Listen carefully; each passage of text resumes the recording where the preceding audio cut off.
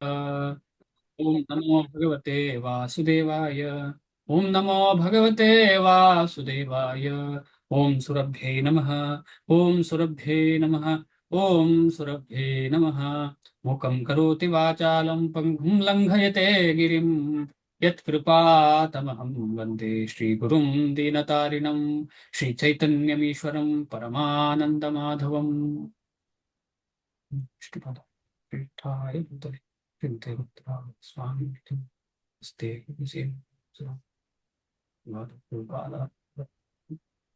ಹರೇ ಕೃಷ್ಣ. ಹಿಂದಿನ 3 ಶ್ಲೋಕಗಳಲ್ಲಿ ಅರ್ಜುನನಿಗೆ ಉಂಟಾದಂತ ಸಂಶಯವನ್ನ ಯೋಗ ಪಥದಲ್ಲಿ ದುರ್ಗತಿ ಅಥವಾ ಯೋಗ ಪಥದಲ್ಲಿ ಮುಂದೆ ಹೋಗ್ಲಿಕ್ಕೆ ಯಾವುದೋ ಕಾರಣದಿಂದ ಆಗ್ಲಿಲ್ಲ ಅಂತ ಹೇಳಿ ಏನಾಗ್ತದೆ ಅಂಥ ವ್ಯಕ್ತಿಗೆ, ಅಂಥ ಯೋಗಿಗೆ ಏನಾಗ್ತದೆ ಅಂತ ಹೇಳೋ ಪ್ರಶ್ನೆಗೆ ಭಗವಂತ ಈ 40ನೇ ಶ್ಲೋಕದಲ್ಲಿ, ಆಮೇಲೆ ಇನ್ನೂ 2-3 ಶ್ಲೋಕಗಳಲ್ಲಿ ಉತ್ತರ ಕೊಡ್ತಿದ್ದಾರೆ. ಶ್ಲೋಕ ನೋಡೋಣ. 6ನೇ ಅಧ್ಯಾಯ 40ನೇ ಶ್ಲೋಕ. ಶ್ರೀ ಭಗವಾನ್ ಉವಾಚ ಪಾರ್ಥ ನೈವೇಹ ನಾಮುತ್ರ ವಿನಾಶಸ್ತಸ್ಯ ವಿದ್ಯತೆ ನಹಿ ಕಲ್ಯಾಣ ಕೃತ್ ಕಶ್ಚಿದ್ ದುರ್ಗತಿಂ ತಾತ ಗಚ್ಚತಿ. ಶ್ರೀ ಭಗವಾನ್ ಉವಾಚ ಪಾರ್ಥ ನೈವೇಹ ನಾಮುತ್ರ ವಿನಾಶಸ್ತಸ್ಯ ವಿದ್ಯತೆ ನಹಿ ಕಲ್ಯಾಣ ಕೃತ್ ಕಶ್ಚಿದ್ ದುರ್ಗತಿಂ ತಾತ ಗಚ್ಚತಿ. ಶ್ರೀ ಭಗವಾನ್ ಉವಾಚ, ದೇವೋತ್ತಮ ಪರಮ ಪುರುಷನು ಹೇಳಿದನು, ಪಾರ್ಥ, ಪೃಥೆಯ ಮಗನೇ, ಅಂದ್ರೆ ಕುಂತಿಯ ಮಗನೇ, ಪೃಥೆಯ ಮಗನೇ, ನ ಏವ, ಎಂದಿಗೂ ಅದು ಹಾಗಲ್ಲ, ಇಹ, ಈ ಭೌತಿಕ ಜಗತ್ತಿನಲ್ಲಿ, ನ, ಎಂದಿಗೂ ಇಲ್ಲ, ಅಮುತ್ರ, ಮುಂದಿನ ಜನ್ಮದಲ್ಲಿ, ವಿನಾಶ, ನಾಶವು, ತಸ್ಯ, ಅವನ, ವಿದ್ಯತೆ, ಇರುತ್ತದೆ, ನ, ಎಂದಿಗೂ ಇಲ್ಲ, ಹಿ, ಖಂಡಿತವಾಗಿಯೂ, ಕಲ್ಯಾಣ ಕೃತ್, ಮಂಗಲಕರ ಕಾರ್ಯದಲ್ಲಿ ತೊಡಗಿದ, ಕಶ್ಚಿತ್, ಯಾರೊಬ್ಬನು, ದುರ್ಗತಿಂ, ದುರ್ಗತಿಯನ್ನು, ತಾತ, ನನ್ನ ಮಿತ್ರನೇ. ಆಕ್ಚುಲಿ ತಾತ ಅಂತ ಹೇಳಿದ್ರೆ ಮುಂದೆ ಹೇಳ್ತೇನೆ, ಗಚ್ಚತಿ, ಹೋಗುತ್ತಾನೆ. ತಾತಕ್ಕೆ ಇಂಗ್ಲಿಷ್ ಅಲ್ಲಿ ಏನ್ ಹಾಕಿದ್ದಾರೆ? ಯಾರಾದ್ರೂ ಇಂಗ್ಲಿಷ್ ಪುಸ್ತಕ ಜೊತೆಲಿ ಇದೆಯಾ?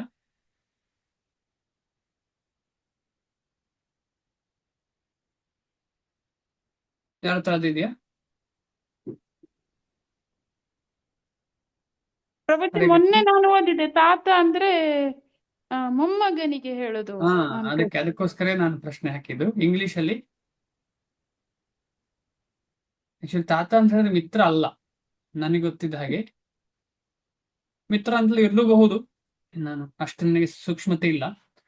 ಆದ್ರೆ ಏನೇ ಇರ್ಲಿ, ಈ ತಾತ ಅಂತ ಹೇಳಿ ಸಂಬೋಧನೆ ಜನರಲ್ಲಿ ತುಂಬಾ ಪ್ರೀತಿಯಿಂದ ಹೇಳುವಂತ ಒಂದು ಮೊಮ್ಮಗನಿಗೆ ಅಥವಾ ಅಷ್ಟು ಪ್ರೀತಿಯಿಂದ ಹೇಳುವಂತಹ ಒಂದು ಪದ. ಇರ್ಲಿ, ಮಿತ್ರನಿಗೆ ಏನು ಪ್ರೀತಿ ಇಲ್ಲ ಅಂತ ಹೇಳಿಕ್ ಸಾಧ್ಯ ಇಲ್ಲ. ಬಟ್ ಬರೀ ಮಿತ್ರ ಅಲ್ಲ, ಅಷ್ಟು ಹತ್ತಿರ ದಿನಾ ಒಟ್ಟಿಗೆ ಇರುವಂತಹ, ಈಗ ಮಿತ್ರ ಅಂತ ಹೇಳಿದ್ರೆ ದಿನಾ ಒಟ್ಟಿಗಿರ್ತಾರೆ ಅಂತ ಹೇಳಿಕ್ ಸಾಧ್ಯ ಇಲ್ಲ.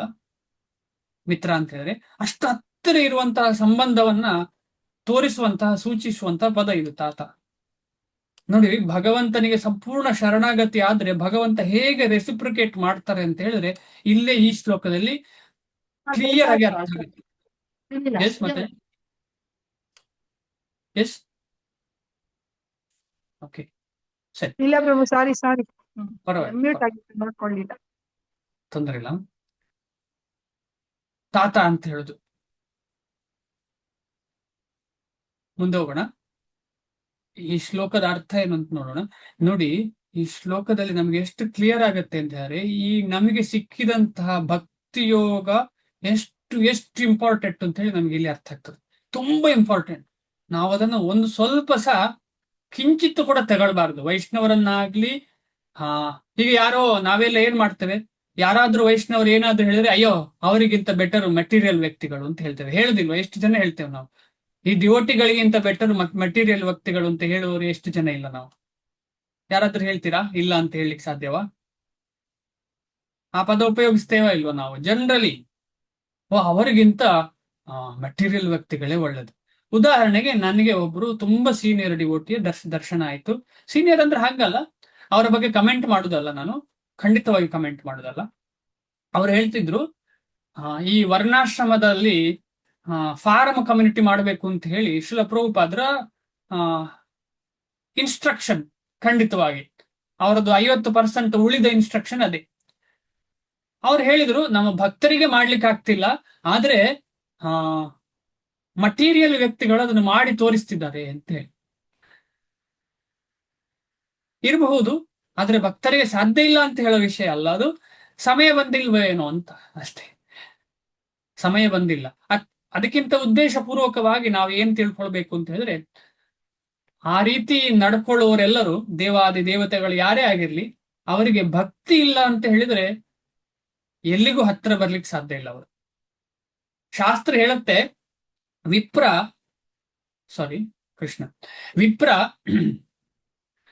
ಕ್ಷತ್ರಿಯ, ವಿಪ್ರ ಅಂತ ಹೇಳಿದ್ರೆ ಬ್ರಾಹ್ಮಣ, ಕ್ಷತ್ರಿಯ, ಆಮೇಲೆ ವೈಶ್ಯ, ಈ ಮೂರರಿಗೂ, ಈ ಮೂರು ಜನ ಸಹ ಯಾರಿಗೆ ಗುರು? ಬ್ರಾಹ್ಮಣ, ಕ್ಷತ್ರಿಯ, ವೈಶ್ಯ, ಈ ಮೂರು ಕೂಡ ಯಾರಿಗೆ ಗುರುಸ್ಥಾನ? ಯಾರಿಗಾದ್ರೂ ಗೊತ್ತಾ? ಬ್ರಾಹ್ಮಣ ಅಲ್ಲ, ಬ್ರಾಹ್ಮಣ, ಕ್ಷತ್ರಿಯ ಮತ್ತು ವೈಶ್ಯ, ಈ ಮೂರು ವ್ಯಕ್ತಿಗಳು ಕೂಡ ಒಬ್ಬ ವ್ಯಕ್ತಿಗೆ ಗುರು. ಯಾರಿಗೆ? ಶೂದ್ರರು. ಶೂದ್ರನಿಗೆ ಗುರು, ಕರೆಕ್ಟ್. ಆದರೆ ಶೂದ್ರನಾದವನು ವೈಷ್ಣವನಾದರೆ ಅವನು ಮಿಕ್ಕ ಮೂರು ಮೇಲ್ಸ್ತರದಲ್ಲಿರುವ ದರ್ಜೆಗೆ, ಪಂಗಡಕ್ಕೆ ಕೂಡ ಗುರು ಆಗಬಲ್ಲನು ಅಂತ ಹೇಳಿ ಶಾಸ್ತ್ರ ಹೇಳ್ತದೆ ಇದನ್ನ. ವಿಪ್ರ ಕ್ಷತ್ರಿಯ ವೈಶ್ಯಾಶ್ಚ ಗುರವಃ ಶೂದ್ರ ಜನ್ಮನಾಂ. ಶೂದ್ರ ಜಾತಿಯಲ್ಲಿ ಅಥವಾ ಜನ್ಮ ಸಿಕ್ಕಿದವನಿಗೆ ಅಕಸ್ಮಾತ್ ಗುರುಗಳು ಯಾರಾಗ್ತಾರೆ ಅಂತ ಹೇಳಿದ್ರೆ ಮೂರು ಪಂಗಡ. ಆಮೇಲೆ ಶೂದ್ರನಾದವನು ಅಕಸ್ಮಾತ್ ಭಗವತ್ ಪ್ರಿಯನಾದವನಾದ್ರೆ, ಭಗವಂತನಿಗೆ ಪ್ರಿಯನಾದ್ರೆ, ಭಗವಂತನ ಸೇವೆ, ಭಗವಂತನ ಎಲ್ಲ ಕೈಂಕರ್ಯಗಳನ್ನು ಮಾಡಿದ್ರೆ ಅವನು ಮಿಕ್ಕ ಮೂರು, ಯಾಕಂದ್ರೆ ಮಂತ್ರ ತಂತ್ರ ವಿಶಾರದನಾಗಿರಬಹುದು, ಆದ್ರೆ ಅವೈಷ್ಣವನಾದ್ರೆ ಅವನು ಗುರು ಆಗ್ಲಿಕ್ಕೆ ಸಾಧ್ಯವಿಲ್ಲ ಅಂತ ಇನ್ನೊಂದು ಶ್ಲೋಕದಲ್ಲಿ ಹೇಳ್ತಾರೆ. ಆದ ಕಾರಣ ನಾವಿದಲ್ಲಿ ಏನ್ ಅರ್ಥ ಮಾಡ್ಕೊಳ್ಬಹುದು ಅಂತ ಹೇಳಿದ್ರೆ, ಈ ಒಂದು ಸಂಬಂಧ, ಪ್ರೀತಿಯ ಸಂಬಂಧ ನಮಗೆ ಅರ್ಥ ಆಗ್ತದೆ ಇದರಲ್ಲಿ ಎಷ್ಟು ಚೆನ್ನಾಗಿ ಪ್ರೀತಿಯ ಸಂಬಂಧ ಇದೆ ಅಂತ ಹೇಳಿ. ಇಲ್ಲಿ ಆ ಸಂಬಂಧವನ್ನ ಹೇಗೆ ಕಾಣ್ಲಿಕ್ಕೆ ಸಾಧ್ಯ ಅಂತ ಹೇಳಿದ್ರೆ, ಗುರು ತೋರಿಸುವಂತಹ ಪ್ರೀತಿ.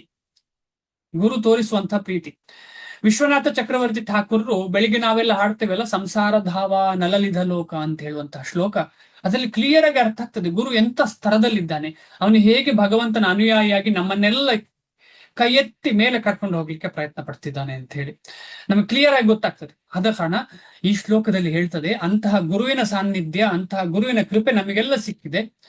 ಶ್ರೀಲ ಪ್ರಭುಪಾದರಾಗಿರ್ಲಿ, ಆಮೇಲೆ ಇರುವಂತಹ ವರ್ತಮಾನ ಆಚಾರ್ಯಗಳು ಎಲ್ಲರಾಗಿರ್ಲಿ, ಯಾರೇ ಆಗಿರ್ಲಿ, ಅವರೆಲ್ಲರ ಒಂದು ಅನುಗ್ರಹ ನಮಗೆಲ್ಲರಿಗೂ ಸಿಕ್ಕಿದೆ, ನಮಗೆ ಅವಕಾಶ ಇದೆ ಮಾಡುವುದು. ಆದ ಕಾರಣ ಈ ಅವಕಾಶವನ್ನ ನಾವು ಚೆನ್ನಾಗಿ ಆಕ್ಸೆಪ್ಟ್ ಮಾಡಿ ಮುಂದೆ ಹೋಗ್ಬೇಕು. ಇಲ್ಲ ಹಾಗೆ ಹೇಳಿದ ಹಾಗೆ ಡಿಫರೆನ್ಶಿಯೇಟ್ ಮಾಡಿ ಅವರಿಗಿಂತ ಇವರು ಬೆಟರ್, ಇವರಿಗಿಂತ ಅವರು ಬೆಟರ್, ಇಲ್ಲ, ಅಂತ ಕಡೆ ನಾವು ನ್ಯೂಟ್ರಲ್ ಆಗ್ಬೇಕು. ನ್ಯೂಟ್ರಲ್ ಆಗಿಲ್ಲ ಅಂದ್ರೆ ನಮ್ಮ ಹಿಂದಿನ ಸಂಸ್ಕಾರಕ್ಕೆ ಅನುಗುಣವಾಗಿ ಮಾತಾಡಿ ನಮಗೆ ನಾವೇ ಅಪರಾಧಕ್ಕೆ ನಾವೇ ಕಾರಣ ಆಗ್ತೇವೆ. ಯಾಕಂದ್ರೆ ಸಂಸ್ಕಾರ ಆಗಿದೆ. ಆದ ಕಾರಣ ಸುಮ್ಮನೆ ಇರ್ಬೇಕು. ಈಗ BP ಪೇಷಂಟ್ಗೆ ಏನ್ ಹೇಳ್ತಾರೆ ಅಂತ ಹೇಳಿದ್ರೆ, ಯಾರಿಗೂ ಆಗಾಗ ಸಿಟ್ಟು ಬರ್ತಾ ಇದೆ ಅಂತ ಹೇಳ್ತಾ ಇದ್ದಾರೆ. ಯಾರಿಗಾದ್ರೂ ಗೊತ್ತಾ? ಯಾರಾದ್ರೂ ತುಂಬಾ ಇರಿಟೇಟ್ ಸ್ವಭಾವದವರಿಗೆ ಏನ್ ಹೇಳ್ತಾರೆ? ತುಂಬಾ ಸಿಟ್ಟು, ಇರಿಟೇಟು, BP ಹೈ ಆಗಿದೆ ಅಂತ ಹೇಳಿದವರಿಗೆ ಏನ್ ಹೇಳ್ತಾರೆ ಡಾಕ್ಟ್ರು? ಯಾರಿಗಾದ್ರೂ ಗೊತ್ತಾ? ಆಯುರ್ವೇದ ಡಾಕ್ಟರ್ ಅಂತ ಹೇಳ, ಜಾಸ್ತಿ ಮಾತಾಡ್ಬೇಡ ಯಾರತ್ರ ಅಂತ ಹೇಳ್ತಾರೆ. ಮೌನವಾಗಿರಿ, ಸೈಲೆಂಟ್ ಆಗಿರಿ. ಅದೆಲ್ಲ ವರ್ಕ್ ಆಗುದಿಲ್ಲ. ಧ್ಯಾನ ಮಾಡ್ಲಿಕ್ಕೆ ಹೇಳ್ತಾರೆ ಪ್ರಭುಜಿ, ಮೆಡಿಟೇಷನ್. ಅವನಿಗೆ ಟೆನ್ಷನ್ ಅಲ್ಲಿ ದೊಣ್ಣೆ ಹಿಡ್ದಿದ್ದಾನೆ, ಧ್ಯಾನ ಅಂತೆ. ಮೆಡಿಟೇಷನ್ ಪ್ರಭುಜಿ. ಯಾವಾಗ ಮೆಡಿಟೇಷನ್? ಸಿಟ್ಟು ಬಂದ ಮೇಲೆ? ಅಲ್ಲ, ಮುಂದೆ ಸಿಟ್ಟು ಬರದ ಹಾಗೆ ಮೆಡಿಟೇಷನ್ ಮಾಡಿ ಅಂತ ಹೇಳ್ತಾರೆ. ಅದು ಓಕೆ, ಕರೆಕ್ಟ್ ನೀವು ಹೇಳಿದ್ದು. ಅದೆಲ್ಲ ಸಿಟ್ಟು ಬಂದ ಮೇಲೆ ಆಗುದಿಲ್ಲ. ಏನ್ ಹೇಳ್ತಾರೆ ಅಂತ ಹೇಳಿದ್ರೆ, ಬಾಯಲ್ಲಿ ನೀರಿಡಿ ಅಂತ ಹೇಳ್ತಾರೆ ಆಯುರ್ವೇದದಲ್ಲಿ. ಸ್ವಲ್ಪ ನಿಮಗೆ ಸಿಟ್ಟು ಬರುವಾಗ ಸ್ವಲ್ಪ ನೀರನ್ನು ಬಾಯಿಗಲ್ಲಿ ಹಾಕಿ ಅಂತ, ಅಂದ್ರೆ ಮಾತಾಡಬೇಡಿ ಅಂತ. ಮಾತಾಡ್ಬೇಡಿ ಅಂತ ಹೇಳಿದ್ರೆ ಮಾತಾಡ್ತಾನೆ. ಆ ನೀರು ನೀರು ನೀರು ಅಂತ ನೀರನ್ನ ಹುಡುಕ್ತಾ ಇರ್ಬೇಕು. ಆ ಟೈಮಲ್ಲಿ ನೀರನ್ನು ಕುಡಿಬೇಕು. ನಮಗೆ ಹಾಗೆ ಅಲ್ಲ, ನಮಗೆ ಹರೇ ಕೃಷ್ಣ ಮಹಾಮಂತ್ರ ಹೇಳ್ಬೇಕು ಅಷ್ಟೇ. ಸೊ ಈ ರೀತಿಯಲ್ಲಿ ಯಾವ್ದರ ಚರ್ಚೆ ಇದು? ಯಾರಿಗಾದರೂ ಹಿಂದಿನ ವಿಚಾರ ಏನಾಯ್ತು? ಯಾವ್ದರ ಬಗ್ಗೆ ಚರ್ಚೆ ಮಾಡ್ತಾ ಇದ್ದೇವೆ? ಯಾಕೆ ಇದು ಬಂತು? ಗುರು ಬಗ್ಗೆ ವೈಶ್ಯ ಹೇಳಿದ್ರು. ಗುರು ಬಗ್ಗೆ ಹಾ, ಗುರುವಿನ ಏನು ಅಂತ ಹೇಳಿದ್ರೆ, ನಮ್ಮ ಹಿಂದಿನ ಸಂಸ್ಕಾರದಿಂದ ನಮ್ಮ ಬಾಯಲ್ಲಿ ಏನೋ ಬಂದು ಬಿಡ್ತದೆ ಅಂತ ಹೇಳೋದ್ರ ಬಗ್ಗೆ ಮಾತಾಡ್ತಾ ಇರುವಂತದ್ದು. ಆದ ಕಾರಣ ಧನ್ಯವಾದ, ನೀವು ನನಗೆ ರಿಮೈಂಡ್ ಮಾಡಿದ್ರಿ. ಆದ ಕಾರಣ ನಾವು ಅಂತ ಸ್ಥಿತಿಯಲ್ಲಿ ನ್ಯೂಟ್ರಲ್ ಆಗಿರ್ಬೇಕು. ನ್ಯೂಟ್ರಲ್ ಆಗಿಲ್ಲ ಅಂದ್ರೆ ಏನೋ ಒಂದು ಮಾತಾಡಿ ಏನೇನೋ ನಡೆದು ಬಿಡ್ತದೆ. ಆ ನ್ಯೂಟ್ರಲ್ ಆಗ್ಲಿಕ್ಕೆ ಕಲಿಲಿಕ್ಕೆ ತುಂಬಾ ಸಮಯ ಸಿಗ್ತದೆ, ಹಿಡಿತದೆ. ಏನೇ ಆಗ್ಲಿ ನಾವು ಪ್ರಯತ್ನ ಪಡೋಣ. ಅನುವಾದ ಶಿಲ ಪ್ರಭುಪಾದರದ್ದು ತುಂಬಾ ಅದ್ಭುತವಾದ ಶ್ಲೋಕ ಇದು. ಆಮೇಲೆ ಅದ್ಭುತವಾದ ಭಾವಾರ್ಥ ಶಿಲ ಪ್ರಭುಪಾದರಿಂದ. ಶಿಲ ಪ್ರಭುಪಾದರಿಗೆ ಜಯವಾಗಲಿ. ದೇವೋತ್ತಮ ಪರಮ ಪುರುಷನು ಹೀಗೆ ಹೇಳಿದನು: ಪಾರ್ಥ, ಕಲ್ಯಾಣ ಕಾರ್ಯಗಳನ್ನು ಮಾಡುವ ಅಧ್ಯಾತ್ಮವಾದಿಗೆ ಈ ಲೋಕದಲ್ಲಾಗಲಿ ಆಧ್ಯಾತ್ಮಿಕ ಲೋಕದಲ್ಲಾಗಲಿ ಇಲ್ಲ. ತುಂಬಾ ಇಂಪಾರ್ಟೆಂಟ್. ಈಗ ನಾವೆಲ್ಲ ಭಗವದ್ಗೀತೆ ಓದಿದ್ದೇವೆ ಅಂತ ಹೇಳಿದ್ರೆ ನಾವು ಖಂಡಿತವಾಗಿ ಕೃಷ್ಣನ ಪ್ರೇಮದ ತನಕ ಬರೋವರೆಗೆ ಕೃಷ್ಣ ನಮ್ಮನ್ನು ಬಿಡುದಿಲ್ಲ. ನಾಶ ಇಲ್ಲ ಅಂತ ಹೇಳಿದ್ರೆ ಅದರ ಅರ್ಥ ಯಾವುದೋ ಗುರುಮುಖೇನ ನಮ್ಮನ್ನ ಖಂಡಿತ ಈ ಒಂದು ಕೈಂಕರ್ಯದಲ್ಲಿ ತೊಡಗಿಸ್ಲಿಕ್ಕೆ ಭಗವಂತ ನಿರಂತರ ಪ್ರಯತ್ನ ಪಡ್ತಾನೆ. ಭಗವಂತ, ನಾವು ಪ್ರಯತ್ನ ಪಡ್ಲೇಬೇಕು ಅಂತ ಅರ್ಥ ಅದರದ್ದು. ಭಗವಂತ ನೇರವಾಗಿ ಪ್ರಯತ್ನ ಪಡ್ತಾನೆ ನಮ್ಮನ್ನೆಲ್ಲರನ್ನ ಅವನ ಸೇವೆಯಲ್ಲಿ ತೊಡಗಿಸಿಕೊಳ್ಳಿಕ್ಕೆ, ಗುರುಮುಖೇನ ವೈಷ್ಣವ ಮುಖೇನ, ವೈಷ್ಣವರ ಮುಖಾಂತರ. ಆದ ಕಾರಣ ಈ ನಾಶವೆಂಬುವುದಿಲ್ಲ ಅಂತ ಹೇಳುದನ್ನ ನಾವು ಸರಿಯಾಗಿ ಅರ್ಥ ಮಾಡಬೇಕು. ಯಾಕೆಂತ ಹೇಳಿದ್ರೆ ಇನ್ನೊಬ್ಬ ವೈಷ್ಣವನಿಗೆ ನಾವು ಯಾವತ್ತೂ ದ್ರೋಹ ಮಾಡಬಾರ್ದು, ಯಾವತ್ತೂ ಏನೋ ಹೇಳಬಾರ್ದು. ಜಾಗ್ರತೆ ಬೇಕು, ತುಂಬಾ ತುಂಬಾ ಜಾಗ್ರತೆ ಬೇಕು. ಅದು ಎಂಥದೇ ಆಗಿರ್ಲಿ, ಅವರ ಬಾಯಿಯಲ್ಲಿ ಹರೇ ಕೃಷ್ಣ ಮಹಾಮಂತ್ರ ಬರ್ತಾ ಇದೆ ಅಂತ ಹೇಳಿದ್ರೆ ಅವರು ಖಂಡಿತ ವೈಷ್ಣವರು, ಅವರನ್ನು ನಾವು ನೋಡ್ಕೊಳ್ಳೇಬೇಕು. ಹರೇ ಕೃಷ್ಣ ಮಹಾಮಂತ್ರ ಮಾತ್ರ ಅಲ್ಲ, ವೈಷ್ಣವರಲ್ಲಿ ನಾನಾ ವಿಧ ಇರ್ತದೆ. ಆದ ಕಾರಣ ಯಾವುದೇ ವೈಷ್ಣವರನ್ನು ನಾವು ಯಾವತ್ತೂ ದ್ರೋಹ ಅಥವಾ ಯಾವತ್ತೂ ಅವರ ಬಗ್ಗೆ ಏನೂ ಮಾತಾಡುವ ಹಾಗೆ ಇರಬಾರ್ದು. ಆದ ಕಾರಣ ಆತರ ಮಾತಾಡಿದರೆ ನಮ್ಮ ಪ್ರೋಗ್ರೆಸ್ ಭಕ್ತಿಯಲ್ಲಿ ಕಮ್ಮಿ ಆಗ್ತಾ ಹೋಗ್ತದೆ. ಅಂದ್ರೆ ನಾಶ ಇಲ್ಲ ನಮಗೆ ಕೂಡ, ಆದ್ರೆ ಸಂದರ್ಭ ಏನಾಗ್ತದೆ ಅಂತ ಹೇಳಿದ್ರೆ ನಿಧಾನ ಹೋಗ್ಬೇಕಾಗ್ತದೆ. ನಾವು ಫಾಸ್ಟ್ ಹೋಗ್ಲಿಕ್ಕೆ ಆಗುದಿಲ್ಲ, ಅದು ಸ್ಟಾಪ್ ಮಾಡ್ತದೆ ಫಾಸ್ಟ್ ಹೋಗುದನ್ನ. ಗೆಳೆಯ ಅಥವಾ ಮಗನೇ ಹಾಗೆ ಹೇಳ್ಬೋದು, ಕಲ್ಯಾಣ ಕಾರ್ಯಗಳನ್ನು ಮಾಡೋನನ್ನು ದುಷ್ಟತನವು ಗೆಲ್ಲಲಾರದು. ಇದು ಭಗವಂತನ ನೇರ ಮಾತು. ನಿಜವಾದ ಕಲ್ಯಾಣ ಏನು ಅಂತ ಹೇಳಿದ್ರೆ ಅರ್ಥ ಆಗ್ತದೆ ನಮಗೆ. ನಿಜವಾದ ಕಲ್ಯಾಣ ಅಂದ್ರೆ ಏನು, ಯಾರಾದ್ರೂ ಹೇಳ್ತೀರಾ? ಕಲ್ಯಾಣ ಕಾರ್ಯಗಳನ್ನು ಇಲ್ಲಿ ಹೇಳಿದ ಕೂಡಲೇ ನಾವು ಏನು ಕಲ್ಯಾಣ ಕಾರ್ಯ ಅಂದ್ರೆ ಏನು? ಯಾರಿಗೋ ಒಬ್ಬನಿಗೆ ಹಸಿವು ಆಗ್ತಾ ಇದೆ, ಅಥವಾ ಯಾರಿಗೋ ಒಬ್ಬನಿಗೆ ಡ್ರೆಸ್ ಇಲ್ಲ, ಆ ಡ್ರೆಸ್ ತಗೊಂಡು ಕೊಡೋದು ಕೂಡ ಕಲ್ಯಾಣ ಕಾರ್ಯವೇ.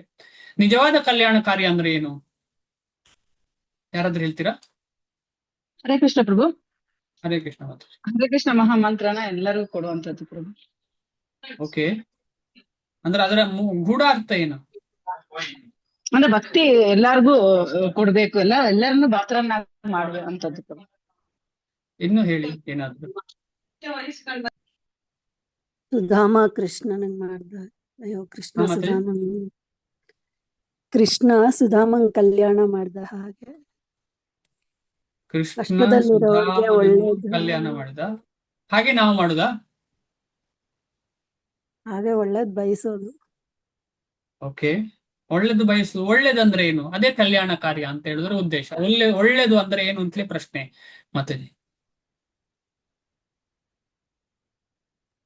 ಎಲ್ರಿಗೂ ಗೊತ್ತು, ಹರೇ ಕೃಷ್ಣ ಹೇಳ್ತೀನಿ. ಪ್ರಭು, ಭಗವದ್ಗೀತೆಯನ್ನು ಪ್ರಚಾರ ಮಾಡುವಂತದ್ದು ಪ್ರಭು. ಓಕೆ, ಸರಿ. ಯಾಕೆ? ಅದರದ್ದು ಏನಾಗ್ತದೆ? ಅಂದ್ರೆ ಮನುಷ್ಯನ ಒಂದು ಜೀವನ ಬದಲಾವಣೆನೂ ಆಗುತ್ತೆ, ಮತ್ತೆ ಅವರು ಭಗವಂತನೇ ಫೈನಲ್ ಡೆಸ್ಟಿನೇಷನ್ ಅಂತ ತಿಳ್ಕೊಳ್ತಾರಲ್ಲ ಪ್ರಭು. ಜನನ ಮರಣ ಚಕ್ರದಿಂದ ಹೊರಗೆ ಹೋಗ್ಲಿಕ್ಕೆ ಹೆಲ್ಪ್ ಮಾಡುದು ಪ್ರಭುಜಿ. ಕರೆಕ್ಟ್. ಅಂದ್ರೆ ಅರ್ಥ ಲಿಬರೇಷನ್. ಏನು ಲಿಬರೇಷನ್? ಏನು ಲಿಬರೇಷನ್? ಮುಕ್ತಿ ಏನು ಮುಕ್ತಿ? ಭೌತಿಕ ಪ್ರಪಂಚದಿಂದ, ಭೌತಿಕ ಮೆಟೀರಿಯಲ್ ಲೈಫ್ ಇಂದ. ಓಕೆ, ನಮ್ಮ ಪರಂಪರೆಯಲ್ಲಿ ಏನು ಹೇಳ್ತಾರೆ?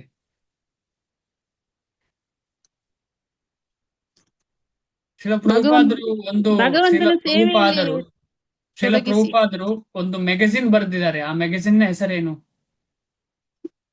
ಗೋ ಬ್ಯಾಕ್ ಟು ಗಾಡ್ ಹೆಡ್. ಈ ಕನ್ನಡದಲ್ಲಿ ಮರಳಿ ಕೃಷ್ಣನ ಧಾಮಕ್ಕೆ ಎಂತದ ಉಂಟಲ್ಲ. ಭಗವಂತನೆಡೆಗೆ. ಹ್ಮ್. ಅದರ ಅರ್ಥ ಮರಳಿ ಮತ್ತೆ ಭಗವಂತನೆಡೆಗೆ ಅಂದ್ರೆ ಎಂತ ಅರ್ಥ? ಮರಳಿ ಅಂದ್ರೆ ನಾವು ಮೊದ್ಲು ಅಲ್ಲೇ ಇದ್ದೆವು, ಅದಕ್ಕೆ ವಾಪಸ್ ಅಲ್ಲಿ ಹೋಗುದು. ನಮ್ಮ ಮನೆ ಅಲ್ಲಿದೆ, ನಾವು ಮತ್ತೆ ಅಲ್ಲಿ ಹೋಗುದು. ಅಲ್ಲಿದೆ ನಮ್ಮದೇ, ಇಲ್ಲಿರುವುದು ಸುಮ್ಮನೆ. ಸುಮ್ಮನೆ. ಹ್ಮ್. ಹಾ, ಅಂದ್ರೆ ಅರ್ಥ ಏನು? ಇಲ್ಲಿ ಎಲ್ಲರೂ ಭಕ್ತರೇ, ಗೊತ್ತಿಲ್ಲ ಅವ್ರಿಗೆ ಗೊತ್ತಿಲ್ಲ ಅಂತ ಹೇಳಿ ಅವರಿಗೆ ಗೊತ್ತಾಗಿಸುವುದೇ ಕಲ್ಯಾಣ ಕಾರ್ಯ. ಅದರಲ್ಲಿ ನೀವು ಹೇಳಿದ ಹಾಗೆ ಭಗವದ್ಗೀತೆ ಓದುವಂಥದ್ದು, ಪ್ರಸಾದ ಕೊಡುವಂಥದ್ದು, ಹರೇ ಕೃಷ್ಣ ಜಪ ಮಂತ್ರ ಮಾಡಿ ಅಂತ, ಅದೆಲ್ಲ process. What is the purpose of this process? ಇದೆಲ್ಲ ಪ್ರೊಸೆಸ್. ಭಗವದ್ಗೀತೆ ಓದಿದ್ರೆ ಕೃಷ್ಣನಿಗೆ ಕನೆಕ್ಟ್ ಆಯ್ತು, ಪ್ರಸಾದ ತಿಂದ್ರೆ ಕೃಷ್ಣನಿಗೆ ಕನೆಕ್ಟ್ ಆಯ್ತು, ಜಪ ಮಾಡಿದ್ರೆ ಕೃಷ್ಣನಿಗೆ ಕನೆಕ್ಟ್ ಆಯ್ತು. ಇದು ಪ್ರೊಸೆಸ್ ಇಂದ ಕನೆಕ್ಷನ್ ಆಗ್ತಾ ಇರೋದು. ಯಾಕೆ ಯಾಕೆ ಅಂತ ಹೇಳಿದ್ರೆ ವಾಪಸ್ ಕೃಷ್ಣನ ಸಾನ್ನಿಧ್ಯ ದೊರಕಲಿಕ್ಕೆ, ಕೃಷ್ಣನ ಸೇವೆ ಸಿಗ್ಲಿಕ್ಕೆ. ಅದೇ ultimate highest top most purpose ಯಾರ್ದು? ಎಲ್ಲ ವೈಷ್ಣವರದ್ದು. ಆಮೇಲೆ ಎಲ್ಲ ಜೀವರಾಶಿಗಳು ಹಾತೊರೆಯುವುದೇ ಅದಕ್ಕೆ. ಎಲ್ಲ ಜೀವರಾಶಿಗಳು ಹಾತೊರೆಯುವುದಕ್ಕೆ ಯಾವುದಕ್ಕೆ? ಪ್ರೇಮಕ್ಕೆ, ಪ್ರೀತಿಗೆ. ಅದೇ ಶಾಸ್ತ್ರ ಇದು. ಈ ಶಾಸ್ತ್ರ ಏನು? ಪ್ರೇಮಶಾಸ್ತ್ರ. ಪ್ರೇಮಶಾಸ್ತ್ರ ಇದು ಶಾಸ್ತ್ರ. ನೋಡಿ, ಇಲ್ಲಿ ಗೊತ್ತಾಗ್ತಾ ಇದೆಯಲ್ಲ, ಗೆಳೆಯ ಅಥವಾ ಕೃಷ್ಣ ಏನು ಹೇಳ್ತಿದ್ದಾನೆ, ಆಮೇಲೆ ಹೇಗೆ ಸರೆಂಡರ್ ಆಗ್ತಿದ್ದಾರೆ, ಇದನ್ನೆಲ್ಲ ನೋಡುವಾಗ ಇದು ಕ್ಲಿಯರ್ ಆಗಿ ನಿಮಗೆ ಯಾರಾದ್ರೂ ಲವ್ ಲೆಟರ್ ಬರ್ದಿಯಾರ? ಅಪ್ಪನ, ಅಮ್ಮನ, ಹೆಂಡತಿಯ, ಮಕ್ಕಳ ಯಾರಾದ್ರೂ ಲವ್ ಲೆಟರ್ ಬರ್ದಿದ್ದಾರೆ? ಲವ್ ಅಂದ ಕೂಡಲೇ ಬರೀ ಅಂದ್ರೆ ಗಂಡ ಹೆಂಡತಿ ಮಾತ್ರ ಅಲ್ಲ, ಲವ್ ಅಂದ್ರೆ ಎಲ್ರಿಗೂ ಆಯ್ತು. ಯಾರಾದ್ರೂ ಬರ್ದಿದಾರಾ? ಹರೇ ಕೃಷ್ಣ. ಈಗೆಲ್ಲ ಮತ್ತೆ ಫೋನ್ ನಿಮಗೆ ಮಗಳ ಯಾರೋ ಬರ್ದಿದಾರ ಲವ್ ಲೆಟರ್? ಬರ್ದಿದ್ದಾರೆ ಗುರುಜಿ, ಆದ್ರೆ ಇವಾಗೆಲ್ಲ ಫೋನಲ್ಲೇ ಆಗೋಗುತ್ತಲ್ಲ. ಅಲ್ಲ, ಹಿಂದೆ ನಮ್ಮಲ್ಲಿ ಹೆಚ್ಚಿನವರು 40 ಪ್ರಾಯದವರು ಶಾಲೆಯಲ್ಲಿ ಇರುವಾಗ್ಲ, ಡಿಗ್ರಿಯಲ್ಲಿ ಇರುವಾಗ್ಲ ಯಾವಾಗ್ಲೂ ಬರ್ದಿದಾರಾ? ಇಮೇಲ್ ಮಾಡುದು, ಬರೆಯುದು ಮಾಡಿರ್ತಾರಲ್ಲ ಹೆಚ್ಚಿನವರಿಗೆ, ಹೌದು ಹೌದು ಗುರುಜಿ, ಅಲ್ವಾ? ಮಾಡಿದ್ದಾರೆ. ಅವರಲ್ಲಿ ಕೆಲವರು ಇದ್ದಾರೆ, ಕೆಲವರು ಇಲ್ಲ. ಹ್ಮ್. ಉದಾಹರಣೆ, ಹೌದು. ಕೆಲವರು ಇದ್ದಾರೆ, ಕೆಲವರು ಇಲ್ಲ. ಆದ್ರೆ ಈ ಭಗವದ್ಗೀತೆ ಪ್ರೇಮ ಪತ್ರ ನಮಗೆ ಬರೆದದ್ದು ಪರ್ಮನೆಂಟ್. ಅದು ಕ್ಷಯವೇ ಇಲ್ಲ, ಪರ್ಮನೆಂಟ್. ಇದು ನಮಗೆ ನಿತ್ಯವೂ ಲವ್ ಲೆಟರ್ ಓದ್ಬೋದು. ಯಾರು ಕೊಟ್ಟ ಲವ್ ಲೆಟರ್ ಇದು? ಕೃಷ್ಣ ನಮಗೆ ಕೊಟ್ಟ ಲವ್ ಲೆಟರ್. ಅದ್ಭುತವಾದ ಶಾಸ್ತ್ರ. ಅದ ಕಣ ಇಲ್ಲಿ ಹೇಳ್ತಾ ಇದ್ದಾರೆ. ಏನು ಹೇಳ್ತಾ ಇದ್ದಾರೆ ಅಂತ ಹೇಳಿದ್ರೆ, ಕಲ್ಯಾಣ ಕಾರ್ಯಗಳನ್ನು ಮಾಡುವ ದುಷ್ಟತನವನ್ನು ಕೆಲ್ಲಲಾರ. ಇದರ ಟೋಟಲ್ ಡಿಸ್ಕಷನ್ ಏನು ಅಂತ ಹೇಳಿದ್ರೆ, ಕಲ್ಯಾಣ ಕಾರ್ಯ ಅಂತ ಹೇಳಿದ್ರೆ ನೀವೆಲ್ಲ ಹೇಳಿದ ಹಾಗೆ ಈ ರೀತಿಯ ಕಾರ್ಯದಲ್ಲಿ, ಅಂದ್ರೆ ಭಗವದ್ಗೀತೆ ಅಥವಾ ಕೃಷ್ಣನ ಬಗ್ಗೆ ಹೇಳುವುದರಲ್ಲಿ ಉದ್ದೇಶ ಏನು ಅಂತ ಹೇಳಿದ್ರೆ, ಪುನಃ ಭಗವಂತನ ಕನೆಕ್ಷನ್ ಮಾಡ್ಲಿಕ್ಕೆ. ಎಲ್ಲರಿಗೂ ಹೃದಯದಲ್ಲಿ ಇದೆ, ಆದ್ರೆ ಗೊತ್ತಿಲ್ಲದರೆ ಗೊತ್ತಿದೆ. ಈಗ ಉದಾಹರಣೆಗೆ ಒಂದು ನೆಗೆಟಿವ್ ಉದಾಹರಣೆ ಹೇಳುವ. ಈಗ ನಡ್ಕೊಂಡು ಹೋಗ್ತಾ ಇದ್ದೇವೆ, ಕೆಲವರು ಲೀಡರ್ಶಿಪ್ಪಿನವರು ಇರ್ತಾರೆ. ನಡ್ಕೊಂಡು ಹೋಗ್ತಾ ಇರುವಾಗ ಟ್ರೆಕ್ಕಿಂಗ್ ಹೋಗಿದ್ದಾರೆ ಅಂತ ಇಟ್ಕೋ, ಅಥವಾ ಎಲ್ಲಿಯಾದ್ರೂ ಧಾಮ ಯಾತ್ರೆಗೆ ಹೋಗ್ತಾ ಇದ್ದೇವೆ, ನವನರಸಿಂಹ ದರ್ಶನಕ್ಕೆ ಹೋಗ್ತಾ ಇದ್ದೇವೆ. ಅಲ್ಲಿ ಮುಂದೆ ಹೋಗುವ ಏನ್ ಹೇಳ್ತಾನೆ, ಅಲ್ಲಿ ಸ್ವಲ್ಪ ಗುಂಡಿದೆ, ಸ್ವಲ್ಪ ಆ ಕಡೆಯಿಂದ ಹೋಗಿ, ಸ್ವಲ್ಪ ಆ ಕಡೆಯಿಂದ ಹೋಗಿ ಅಂತ ಡೈರೆಕ್ಟ್ ಮಾಡ್ತಾನೆ ಇರೋದಿಲ್ವಾ? ಅಲ್ವಾ? ಡೈರೆಕ್ಟ್ ಮಾಡ್ತಾ ಇರ್ತಾರೆ. ಅಲ್ಲಿ ಗುಂಡಿದೆ, ಅಲ್ಲಿ ಸ್ವಲ್ಪ ಏನೋ ಕೊಚ್ಚೆ ಇದೆ, ಅಲ್ಲಿ ಕಾಲಿಡಬೇಡಿ, ಇಲ್ಲಿ ಸರಿ ಇದೆ ಜಾಗ, ಇಲ್ಲೇ ಮುಂದೆ ಹೋಗಿ, ಅವರು ಡೈರೆಕ್ಷನ್ ಮಾಡ್ತಾ ಇರ್ತಾರೆ. ಆ ಲೀಡರ್. ಅದೇ ರೀತಿಯಲ್ಲಿ ವೈಷ್ಣವನಾದವನು ಎಲ್ಲರಿಗೂ ಲೀಡರ್. ಯಾಕೆ ಲೀಡರ್ ಅಂತ ಹೇಳಿದ್ರೆ, ಭಗವಂತನ ಕಡೆಗೆ ವಾಪಸ್ ಈಸಿಯಾಗಿ ಅಥವಾ ಸುಲಭವಾಗಿ ಏನು ಪ್ರಾಬ್ಲಮ್ ಇಲ್ಲದೆ ಕರ್ಕೊಂಡು ಹೋಗೋ ಜವಾಬ್ದಾರಿ. ಹೇಗೆ ಈಗ ಟ್ರೆಕ್ಕಿಂಗ್ ಲೀಡರ್ ಎಲ್ಲೆಲ್ಲಿ ಪ್ರಾಬ್ಲಮ್ ಇದೆ ಎಲ್ಲರನ್ನು ಕೇರ್ಫುಲ್ ಆಗಿ ತಗೊಂಡು ಹೋಗ್ತಾನೆ, ಅದೇ ರೀತಿ ಭಗವಂತನ ಭಕ್ತರಾದವರು ಲೀಡರ್ಸ್, ನಿಜವಾದ ಲೀಡರ್ಸ್. ಯಾಕೆಂತಂದ್ರೆ ನಿಜವಾದ ಭಗವಂತನ ಹೃದಯ ಅಂತ ಭಕ್ತರಿಗೆ ಗೊತ್ತು. ಅದಕ್ಕೆ ಕಾರ್ಯ ಪ್ರವೃತ್ತಿ ಆಗ್ತದೆ ಅವನು ಭಕ್ತ. ಮುಂದೆ ಹೋಗ್ತೀನಿ. ಭಾವಾರ್ಥ ಶ್ರೀಮದ್ ಭಾಗವತದಲ್ಲಿ ಇಷ್ಟು ಅರ್ಥ ಆಯ್ತು ಅನ್ಕೊಳ್ತೀನಿ. ಅಂಥವನಿಗೆ ನಾಶ ಇಲ್ಲ ಅಂತ ಹೇಳ್ತಾ ಇರುವಂಥದ್ದು. ಅಂಥ ಭಕ್ತನಿಗೆ ಅಂದ್ರೆ ಹರೇ ಕೃಷ್ಣ ಒಂದು ಸಲ ಹೇಳಿದವನಿಗೂ ನಾಶ ಇಲ್ಲ. ಯಾಕಂದ್ರೆ ಅವನು ಕನೆಕ್ಟ್ ಆದ ಕೃಷ್ಣನಿಗೆ, ಒಂದ್ಸಲ ಹೇಳಿದ್ರು ಕನೆಕ್ಟ್ ಆದ. ಭಾವಾರ್ಥ ಶ್ರೀಮದ್ ಭಾಗವತದಲ್ಲಿ ಹಾಗೆ ಒಂದು ಸಲ ಹೇಳಿ ನಿಲ್ಲಿಸುವುದಲ್ಲ, ಅದನ್ನ ಜಾಸ್ತಿ ಮಾಡೋ ಉದ್ದೇಶ ಇರಬೇಕು. ಶ್ರೀಮದ್ ಭಾಗವತದಲ್ಲಿ 1:5:17 ಶ್ರೀ ನಾರದ ಮುನಿಗಳು ವ್ಯಾಸದೇವರಿಗೆ ಹೀಗೆ ಉಪದೇಶ ಮಾಡುತ್ತಾರೆ. ತ್ಯಕ್ತ್ವಾ ಸ್ವಧರ್ಮಂ ಚರಣಾಂಬುಜಂ ಹರೇ ಭಜನ್ ಅಪಕ್ವೋತಪತೆ ತಥೋ ಯದಿ ಯತ್ರ ಕ್ವ ವಾ ಭದ್ರಮಭೂದಮುಷ್ಯ ಕಿಂ ಕೋ ವಾರ್ತ ಆಪ್ತೋ ಭಜತಾಂ ಸ್ವಧರ್ಮತಃ. ತುಂಬಾ ಅದ್ಭುತವಾದ ಶ್ಲೋಕ ಶ್ರೀಮದ್ ಭಾಗವತಂ ಇದು. ಇದನ್ನ ಸಾಧ್ಯ ಆದ್ರೆ ನೀವು ಅಲ್ಲಿಗೆ ಹೋಗಿ ನೋಡಿ. ಇವತ್ತು ಭಗವದ್ಗೀತೆಯಲ್ಲಿ ಭಾಗವತಂ ಕ್ಲಾಸ್ ನಡೆದ ಹಾಗೆ ಅವಕಾಶ ನಮಗೆಲ್ರಿಗೂ. ಇಲ್ಲಾಂದ್ರೆ ಭಗವದ್ಗೀತೆ ಚೆನ್ನಾಗಿ ಓದಿ ಅರ್ಥ ಆದ ಮೇಲೆ ಭಾಗವತಂ ಓದ್ಲಿಕ್ಕೆ ಪ್ರಯತ್ನ ಪಡಬೇಕು. ಅದ್ರ ನಮ್ಗೆ ನೋಡಿ ಶಿಲ ಪ್ರಭುಪಾದರ ಒಂದು ಮರ್ಸಿ ಹೇಗೆ ಅಂತ ಹೇಳಿದ್ರೆ ಇಲ್ಲೇ ಭಾಗವತಮಿನ ಶ್ಲೋಕ ಕೊಟ್ಟು ಅದರ ಬಗ್ಗೆ ಅರ್ಥ ಮಾಡ್ಲಿಕ್ಕೆ ನಮ್ಗೆ ಹೆಲ್ಪ್ ಮಾಡ್ತಿದ್ದಾರೆ. ತ್ಯಕ್ತ್ವಾ ಅಂದ್ರೆ ತ್ಯಜಿಸಿ. ಯಾವುದನ್ನ ತ್ಯಜಿಸಿ? ಸ್ವಧರ್ಮವನ್ನು. ಸ್ವಧರ್ಮ ಅಂದ್ರೆ ಏನು? ಯಾರಾದ್ರೂ ಟ್ರೈ ಮಾಡ್ತೀರಾ? ಸ್ವಧರ್ಮ ಅಂದ್ರೆ ಏನು? ಸ್ವಧರ್ಮ ರುಕ್ಮಯ ಪ್ರಭುಗಳು ಹೇಳಿಕೆ ಪ್ರಯತ್ನವ. ಪ್ರಭುಜಿ ಸ್ವಧರ್ಮ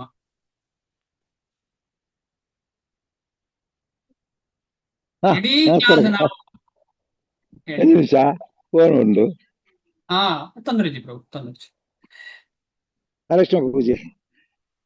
ಎಸ್, ಯಾರಾದ್ರೂ ಬೇರೆ ಹೇಳ್ತೀರಾ? ಸ್ವಧರ್ಮ. ಎರಡು ರೀತಿಯ ಧರ್ಮದ ಚರ್ಚೆ ನಡೀತಾ ಇತ್ತು ನಮ್ಮ ಇಡೀ ಕ್ಲಾಸ್ಗಳಲ್ಲಿ.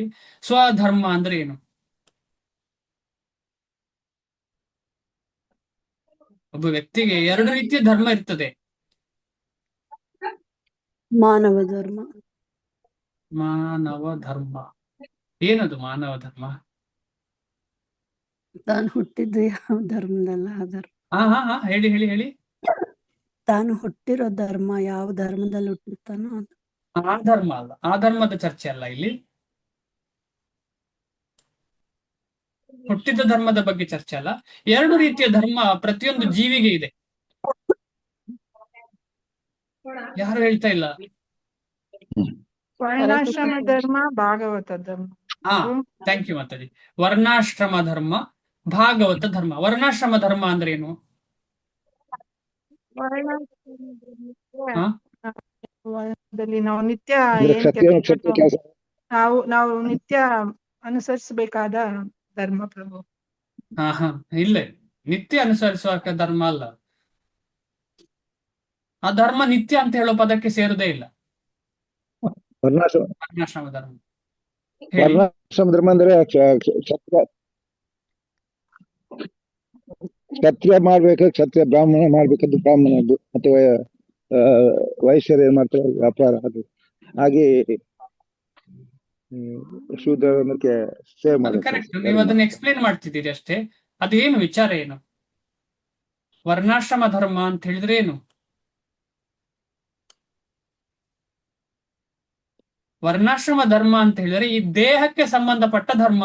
ಅಂದ್ರೆ ಆ ಧರ್ಮ ನಾವು ನಮ್ಗೆ ಬಂದಂತ ಧರ್ಮಗಳನ್ನ ನಾವು ಮಾಡಿ ಅದ್ರ ಮತ್ತೆ ಕಡೆಗೆ ಅದನ್ನ ದೇಹಕ್ಕೆ ಸಂಬಂಧಪಟ್ಟ ಧರ್ಮ. ಆಮೇಲೆ ಭಾಗವತ ಧರ್ಮ ಅಂತ ಹೇಳಿದ್ರೆ ಏನು? ಭಗವಂತನ ಪ್ರೀತಿಸ್ಕೊ.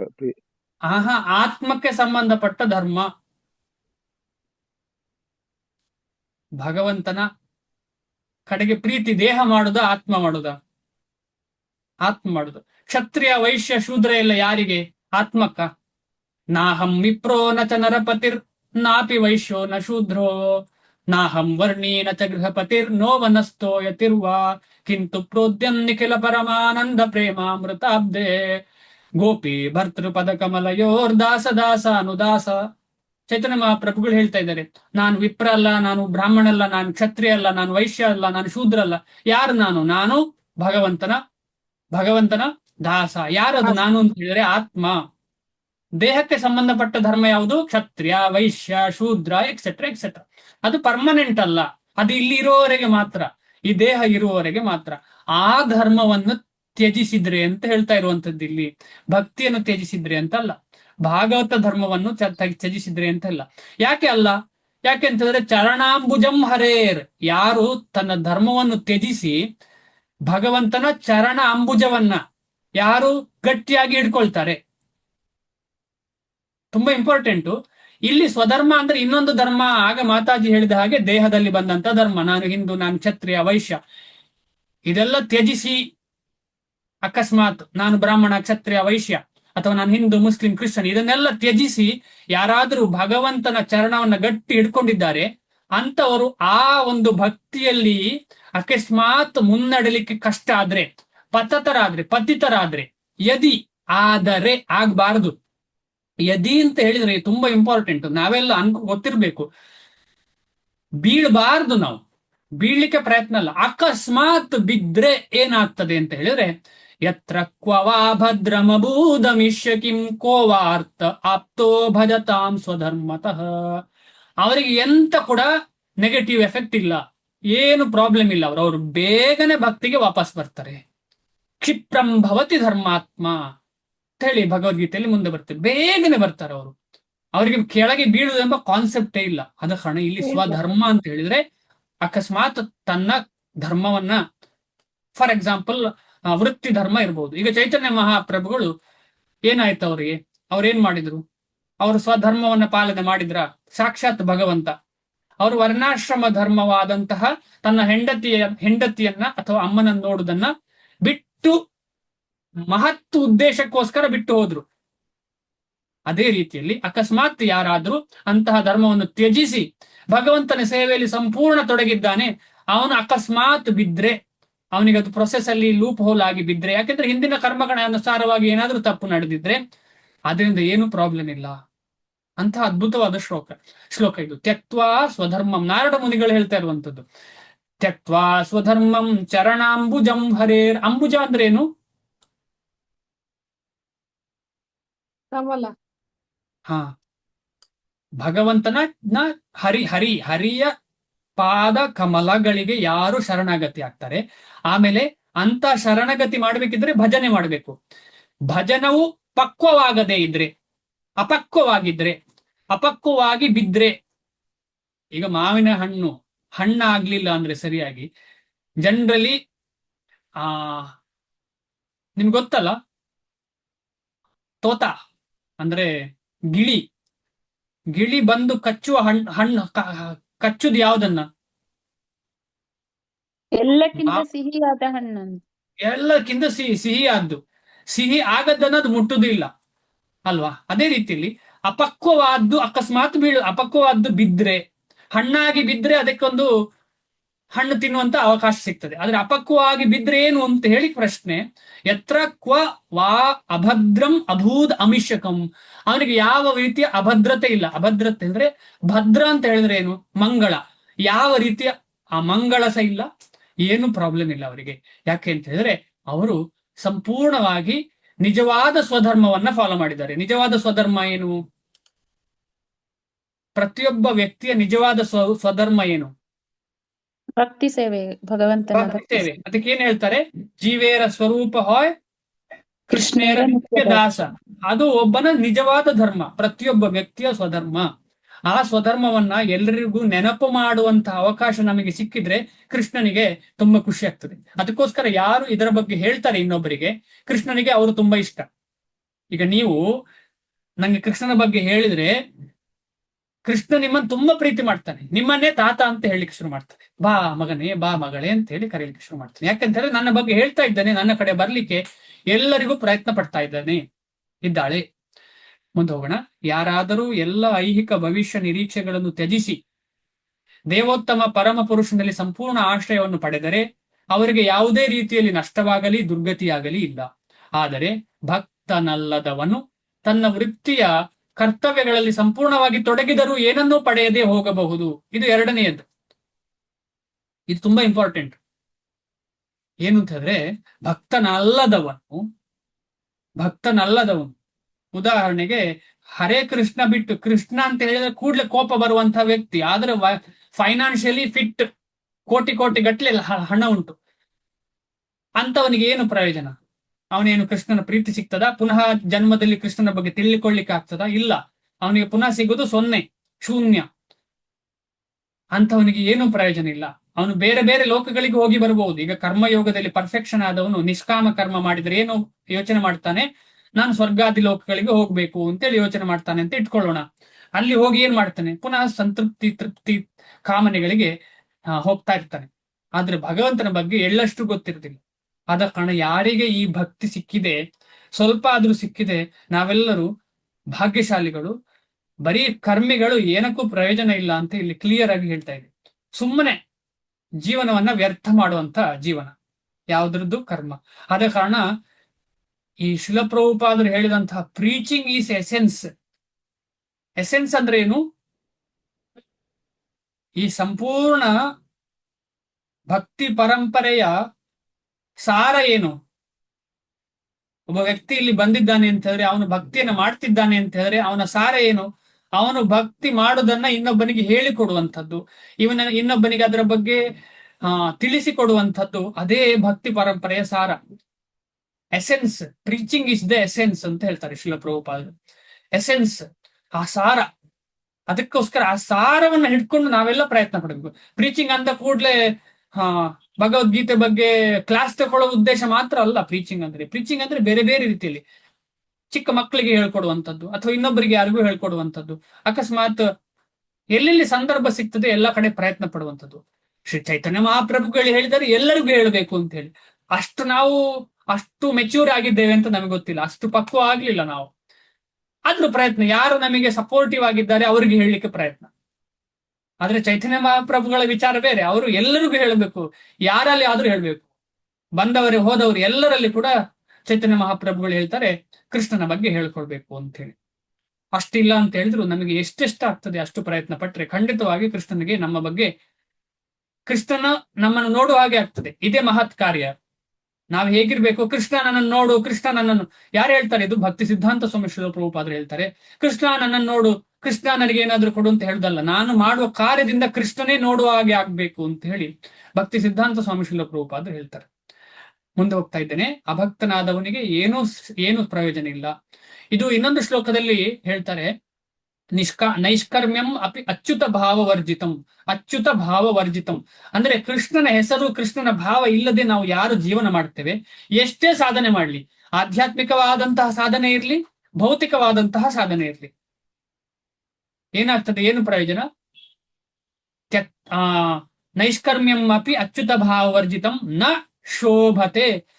ಅಂತಹ ಜ್ಞಾನದಿಂದ ಏನೂ ಪ್ರಯೋಜನ ಇಲ್ಲ, ಏನು ಶೋಭೆ ಇಲ್ಲ. ನ ಶೋಭತೆ ಜ್ಞಾನಂ ಅಲಂ ನಿರಂಜನಂ. ಇಟ್ ಈಸ್ ಅಲಂ. ಅಲಂ means it is not useful only. ಪ್ರಯೋಜನಕ್ಕೆ ಇಲ್ಲ ಅಂತಹ ಜ್ಞಾನ. ಯಾಕೆಂತ ಹೇಳಿದ್ರೆ ಅಂತಹ ಜ್ಞಾನ, ಅಂತಹ ಆಧ್ಯಾತ್ಮಿಕತೆ ಖಂಡಿತವಾಗಿ ತುತ್ತ ತುದಿಗೆ ಹೋಗ್ಲಿಕ್ಕೆ ಅಷ್ಟು ಸುಲಭವಾಗಿ ಸಾಧ್ಯ ಇಲ್ಲ. ಅದರಲ್ಲಿ ಐಹಿಕ ಭವಿಷ್ಯ ನಿರೀಕ್ಷೆಗಾಗಿ ಶಾಸ್ತ್ರದ ಪ್ರಕಾರವಾಗಿಯೂ ರೂಢಿಗೆ ಅನುಗುಣವಾಗಿಯೂ ಹಲವಾರು ಚಟುವಟಿಕೆಗಳುಂಟು. ಆಧ್ಯಾತ್ಮಿಕವಾದಿಯು ಬದುಕಿನಲ್ಲಿ ಆಧ್ಯಾತ್ಮಿಕ ಪ್ರಗತಿಗಾಗಿ, ಕೃಷ್ಣ ಪ್ರಜ್ಞೆಗಾಗಿ ಎಲ್ಲ ಐಹಿಕ ಚಟುವಟಿಕೆಗಳನ್ನು ತ್ಯಜಿಸುತ್ತಾನೆ ಎಂದು ನಿರೀಕ್ಷೆಯುಂಟು. ಕೃಷ್ಣ ಪ್ರಜ್ಞೆಯನ್ನು ಸಂಪೂರ್ಣಗೊಳಿಸಿದರೆ ಮನುಷ್ಯನು ಅತ್ಯುನ್ನತ ಪರಿಪೂರ್ಣತೆಯನ್ನು ಸಾಧಿಸಬಹುದು. ಆದರೆ ಇಂತಹ ಪರಿಪೂರ್ಣ ಹಂತವನ್ನು ತಲುಪದೇ ಹೋದವನು ಐಹಿಕವಾಗಿಯೂ ಆಧ್ಯಾತ್ಮಿಕವಾಗಿಯೂ ನಷ್ಟಕ್ಕೆ ಒಳಗಾಗುತ್ತಾನೆ ಎಂದು ವಾದಿಸಬಹುದು. ವಿಧಿತ ಕರ್ತವ್ಯಗಳನ್ನು ನಿರ್ವಹಿಸದಿದ್ದರೆ ಮನುಷ್ಯನು ಅದರ ಪ್ರತಿಕ್ರಿಯೆಯನ್ನು ಅನುಭವಿಸಬೇಕಾಗುತ್ತದೆ ಎಂದು ಶಾಸ್ತ್ರಗಳಲ್ಲಿ ಹೇಳಿದೆ. ಈ ವಿಧಿತ ಕರ್ತವ್ಯ ಅಂದ್ರೆ ಏನು? ಭಕ್ತಿ ಅಲ್ಲ. ವರ್ಣಾಶ್ರಮ ಧರ್ಮವನ್ನ ಸರಿ ಫಾಲೋ ಮಾಡದಿದ್ರೆ ಅದಕ್ಕೆ ಪ್ರತಿಕ್ರಿಯೆಯನ್ನು ಅನುಭವಿಸಬೇಕಾಗತ್ತೆ. ಆದುದರಿಂದ ಆಧ್ಯಾತ್ಮಿಕ ಚಟುವಟಿಕೆಗಳಲ್ಲಿ ಯೋಗ್ಯ ರೀತಿಯಲ್ಲಿ ತೊಡಗಿದವನು ಈ ಪ್ರತಿಕ್ರಿಯೆಗಳಲ್ಲಿ ಒಳಗಾಗುತ್ತಾನೆ. ಯಶಸ್ವಿಯಾಗದ ಆಧ್ಯಾತ್ಮಿಕವಾದಿಗೆ ಅವನು ಆತಂಕ ಪಡುವ ಕಾರಣವಿಲ್ಲ ಎಂದು ಭಾಗವತವು ಭರವಸೆ ನೀಡುತ್ತದೆ. ವಿಧಿತ ಕರ್ತವ್ಯಗಳನ್ನು, ವಿಧಿತ ಅಂದ್ರೆ ಏನು? ಇದರ ಬಗ್ಗೆ 3ನೇ ಅಧ್ಯಾಯದಲ್ಲಿ, ಕರ್ಮದ ಅಧ್ಯಾಯದಲ್ಲಿ 3 ರೀತಿಯ ಕರ್ಮವನ್ನ ಡಿಸ್ಕಷನ್ ಮಾಡುವಾಗ ವಿಧಿತ ಎಂಬ ವಿಚಾರವನ್ನು ನಾವು ಡಿಸ್ಕಷನ್ ಮಾಡಿದ್ದೇವೆ. ಯಾರಿಗಾದ್ರೂ ನೆನಪಿದೆಯಾ? 3 ಕರ್ಮಗಳು: ಕರ್ಮ ಅಥವಾ ಸಕರ್ಮ, ಕರ್ಮ, ಅಕರ್ಮ, ವಿಕರ್ಮ ಅಲ್ಲ ಪ್ರಭುಜಿ? ಬೇಗ ಹೇಳಿ. ಕರ್ಮ ಅಂದ್ರೆ ಏನು ಅಥವಾ ಸಕರ್ಮ ಅಂದ್ರೆ ಏನು? ಕರ್ಮ ಅಂದ್ರೆ ನಾವು ನಮಗೋಸ್ಕರ ಮಾಡುವಂತ ಕೆಲ್ಸಗಳು, ನಮ್ಮ ಫ್ಯಾಮಿಲಿಗೆ, ನಮ್ಗೆ ಎಲ್ಲ.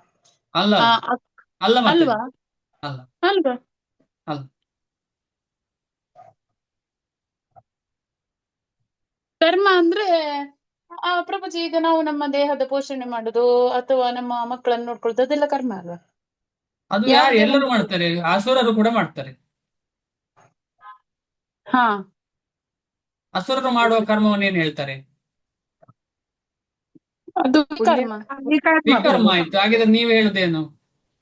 ತಿನ್ನುವಂಥದ್ದು, ಅಡಿಗೆ ಮಾಡುವಂಥದ್ದು. ಸಕರ್ಮ ಕರ್ಮ ಅಂದ್ರೆ ಕರ್ಮ ಪ್ರಭುಜಿ. ಕರ್ಮ ಅಥವಾ ಸಕರ್ಮ ಅಂದ್ರೆ ಏನು ಅಂತ ನನ್ನ ಪ್ರಶ್ನೆ. ಪುಣ್ಯ ಪುಣ್ಯ ಒಳ್ಳೆ ಕಾರ್ಯಗಳು ಪ್ರಭು, ಒಳ್ಳೆ ಕಾರ್ಯಗಳು. ಇಲ್ಲ ಇಲ್ಲ, ಒಳ್ಳೆ ಅಲ್ಲ, ಒಳ್ಳೆ ಕಾರ್ಯ ಅಲ್ಲ.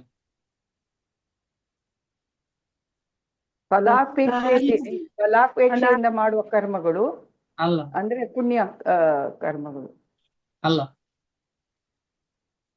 ಯಾಕೆ ಅಲ್ಲ ಅಂತ ಹೇಳಿದ್ರೆ, ಪುಣ್ಯ ಅಂತ ಹೇಳೋದು ರಿಸಲ್ಟ್. ಪುಣ್ಯ ಅಂತ ಹೇಳುವಂಥದ್ದು ರಿಸಲ್ಟ್. ಇಲ್ಲಿ ಕರ್ಮ ಅಂತ ಹೇಳೋದು ರಿಸಲ್ಟ್ ಬಗ್ಗೆ ಮಾತಾಡ್ತಿಲ್ಲ, ಪ್ರೊಸೆಸ್ ಅನ್ನ ಬಗ್ಗೆ ಮಾತಾಡ್ತಿದ್ರು. ಯಾವ ರೀತಿಯ ಪ್ರೊಸೆಸ್, ಯಾವ ರೀತಿಯ ಕರ್ತವ್ಯ ಇಲ್ಲಿ ಇದೆ. ಅದಕ್ಕೆ ಪ್ರಶ್ನೆ ನಂದು. ಕರ್ಮ ಅಥವಾ ಸಕರ್ಮ ಅಂತ ಹೇಳಿದ್ರೆ ವೇದದಲ್ಲಿ ಹೇಳಿದ್ದನ್ನ ಮಾಡುವಂಥದ್ದು. ವೇದ ವಿಹಿತ ಕರ್ಮ,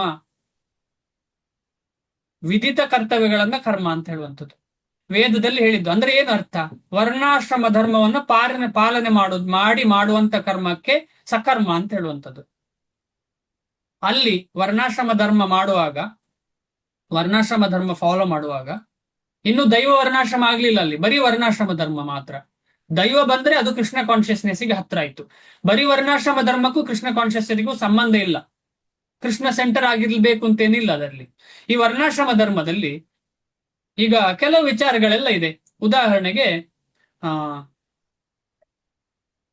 ಸೇಡು ಸೇಡು ಈಗ ಏನ್ ಹೇಳ್ತಾರೆ ಅದಕ್ಕೆ, ಶಟರಿಗೆ ಶಟ ಅಂತ ಕೇಳಿದೀರಾ ನೀವು? ಶಟರಿಗೆ ಶಟ ಅಂತ ಹೇಳಿ, ಅಥವಾ ಮುಳ್ಳನ್ನು ಮುಳ್ಳಿನಿಂದಲೇ ತೆಗಿಬೇಕು ಅಂತ ಹೇಳಿ ಕೇಳಿದೀರಾ? ಇದು ನೀವು ಒಳ್ಳೆ ಕಾರ್ಯ ಅಂತ ಹೇಳ್ತೀರಾ, ಕೆಟ್ಟ ಕಾರ್ಯ ಅಂತ ಹೇಳ್ತೀರಾ? ಓಕೆ, ಒಳ್ಳೇದು ಅಂತಲೇ ಹೇಳ್ಬೋದು. ಒಂದು ಸೈಡ್ ಇಂದ ಅದು ಒಳ್ಳೇದು ಕಾಣ್ತದೆ, ಇನ್ನೊಂದು ಸೈಡ್ ಇಂದ ಯಾರನ್ನೋ ಏನೋ ಮಾಡಿದಿರಿ, ಅದು ಕೆಟ್ಟದ್ದು ಕೂಡ ಇರ್ತದೆ ಅದರಲ್ಲಿ. ಆದ ಕಾರಣ ವರ್ಣಾಶ್ರಮದಲ್ಲಿ ಇದೆಲ್ಲ ಇದೆ. ಈಗ ಉದಾಹರಣೆಗೆ ಕ್ಷತ್ರಿಯ ಕೊಲ್ಬೇಕು ಅಂತ ಇದೆ, ಕೊಲ್ಲೋದು ಪುಣ್ಯ ಕಾರ್ಯ ಅಂತ ಇದ್ರೂ ಕೂಡ ಅದರ ಒಂದು ದೃಷ್ಟಿಕೋನದಿಂದ ನೋಡುವಾಗ ಅದು ಪುಣ್ಯ ಅಲ್ಲ ಅಂತಲೂ ಕೂಡ ಅನ್ನಿಸ್ಬಹುದು. ಪುಣ್ಯ ಅಪುಣ್ಯಕ್ಕಿಂತ ಜಾಸ್ತಿ ಇದರಲ್ಲಿ ವೇದದ ವರ್ಣಾಶ್ರಮ ಧರ್ಮವನ್ನ ಫಾಲೋ ಮಾಡುವುದನ್ನ ಸಕರ್ಮ ಅಂತ ಹೇಳ್ತಾರೆ, ಅಥವಾ ಕರ್ಮ ಅಂತ ಹೇಳ್ತಾರೆ. ಆಮೇಲೆ ವಿಕರ್ಮ. ವಿಕರ್ಮ ಅಂದ್ರೆ ವೇದಗಳನ್ನ ಫಾಲೋವೇ ಮಾಡುದಿಲ್ಲ ಅವರು, ವೇದಕ್ಕೆ ವಿರುದ್ಧವಾಗಿ, ಶಾಸ್ತ್ರ ವಿರುದ್ಧವಾಗಿ ನಡೆಯುವಂಥದ್ದು.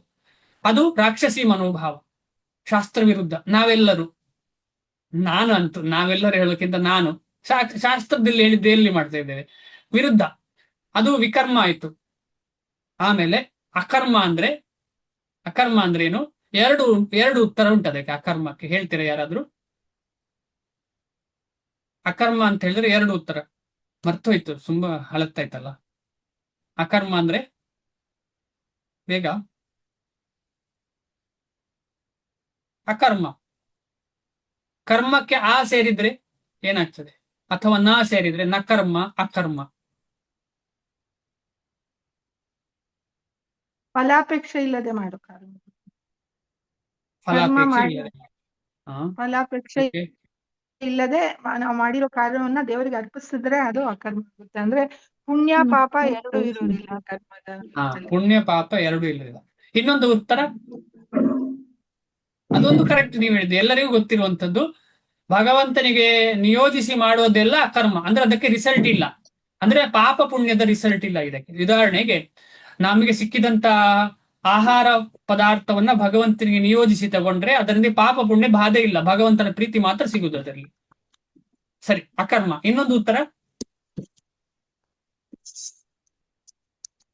ಅಕರ್ಮ ಅಂದ್ರೆ ಕೆಲಸ ಮಾಡದೇ ಇರುವಂತದ್ದು. ಅದು ಬೇಡ ಇದು ಬೇಡ ಅಂತ ಏನಿಲ್ಲ, ಸುಮ್ಮನೆ ಕೂತ್ಕೊಳ್ಳೋದು. ಅಂದ್ರೆ ಜ್ಞಾನ ಮಾರ್ಗಿಗಳು ಮಾಡುವಂಥದ್ದು ಅಕರ್ಮ. ಏನೇ ಇರ್ಲಿ, ಮುಂದೆ ಹೋಗುವ. ಈ ರೀತಿ ವಿಧಿತ ಕರ್ತವ್ಯ ಪರಿಪೂರ್ಣವಾಗಿ ನಿರ್ವಹಿಸಿಲ್ಲ ಎನ್ನುವ ಕಾರಣಕ್ಕಾಗಿ ಆತನು ಪ್ರತಿಕ್ರಿಯೆಗೆ ಬಹುದಾದರೂ ಅವನಿಗೆ ನಷ್ಟವಿಲ್ಲ. ಅರ್ಥಮಾಗ್ತಾ ಇದ್ದೀರಲ್ಲ? ವಿಧಿತ ಕರ್ತವ್ಯಗಳನ್ನು ಪರಿಪೂರ್ಣವಾಗಿ ನಿರ್ವಹಿಸಲಿಲ್ಲ, ಆದ್ರೆ ಭಕ್ತಿಯನ್ನು ತಗೊಂಡಿದ್ದಾರೆ ಎನ್ನುವ ಕಾರಣಕ್ಕಾಗಿ ಆತನು ಪ್ರಕ್ರಿಯೆಗೆ ಒಳಗಾಗಬಹುದು, ಆದರೂ ಅವನಿಗೆ ನಷ್ಟವಿಲ್ಲ. ಯಾಕಂದ್ರೆ ಭಕ್ತಿಯನ್ನು ತಗೊಂಡಿದ್ದಾನೆ. ಅರ್ಥ ಆಗ್ತಾ ಇದೆ ಅಂತ ಅನ್ಕೊಳ್ತಾ ಇದ್ದೀನಿ. ಭಕ್ತಿಯನ್ನು ತಗೊಂಡ ಕಾರಣ ವರ್ಣಾಶ್ರಮದಲ್ಲಿ, ಅಂದ್ರೆ ನಮ್ಮ ನಿತ್ಯ ನಡೀತಾ ಇರುವಂತಹ ಕೈಂಕರ್ಯಗಳಲ್ಲಿ ಅಂದ್ರೆ ಶಾಸ್ತ್ರದಲ್ಲಿ ಹೇಳಿದ ರೀತಿಯಲ್ಲಿ ಜೀವನ ಮಾಡುವವನಿಗೆ ಅದರಲ್ಲಿ ಸರಿಯಾದ ಸಫಲ ಆಗ್ಲಿಲ್ಲ ಅಂದ್ರೆ ಏನು ತೊಂದರೆ ಇಲ್ಲ ಅಂತ ಹೇಳ್ತಾ ಇರುವಂತದ್ದು ಇಲ್ಲಿ. ಏನಾದ್ರೂ ಪ್ರಶ್ನೆ ಇದೆ ಇದರಲ್ಲಿ?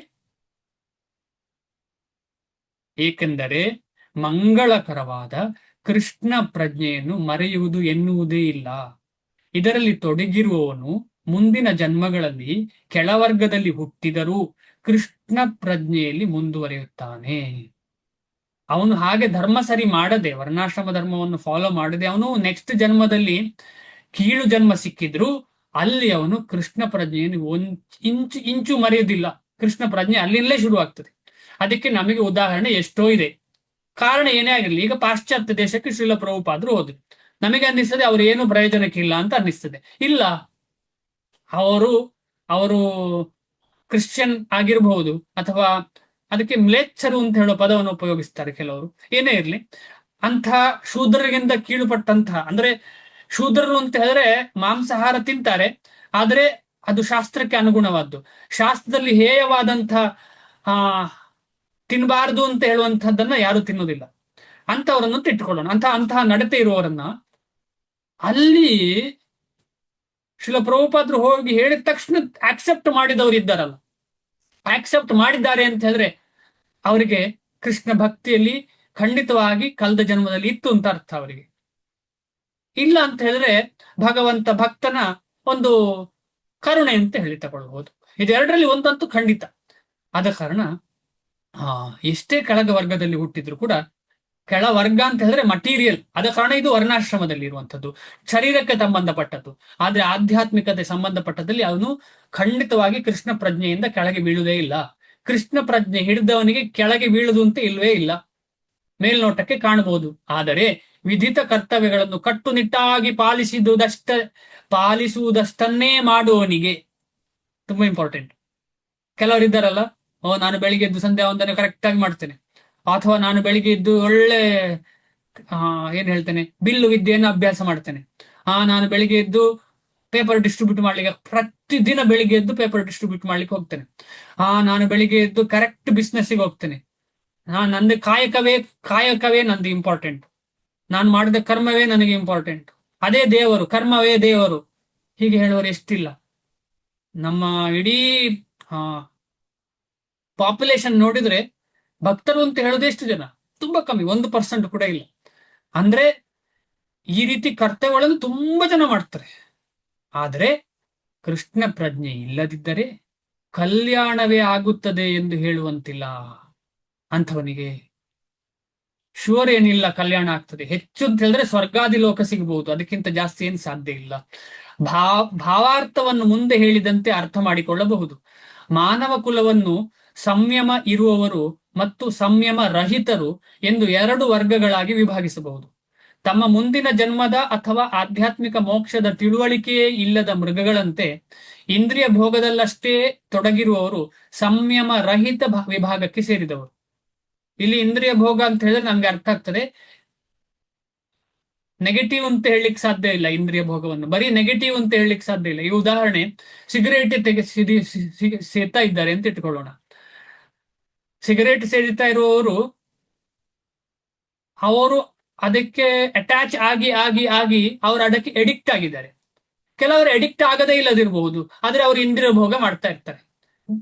ನಾನು ನಿಯಮಿತವಾಗಿ ಆಹಾರ ತಿಂತಾ ಇದ್ದೇನೆ, ನಾನು ನಿಯಮಿತವಾಗಿ ರಿಸ್ಟ್ರಿಕ್ಟೆಡ್ ಫುಡ್, ಬೆಳಿಗ್ಗೆ ಎದ್ದ ತಕ್ಷಣ 2 ದೋಸೆ ತಿನ್ನುವುದು, ಮಧ್ಯಾಹ್ನ ಏನು ತಿನ್ನುವುದಿಲ್ಲ, ರಾತ್ರಿ ಆದ ಕೂಡಲೇ ಒಂದು ಹಾಲು ಮಾತ್ರ ಕುಡಿದು ನಾನು ಮಲಗುದು.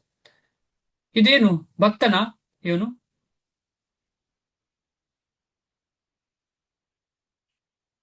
ಭಕ್ತನ ಇವನು? ಇಂದ್ರಿಯ ಭೋಗ ನಡೀತಾ ಉಂಟಾ ಇಲ್ಲಿ?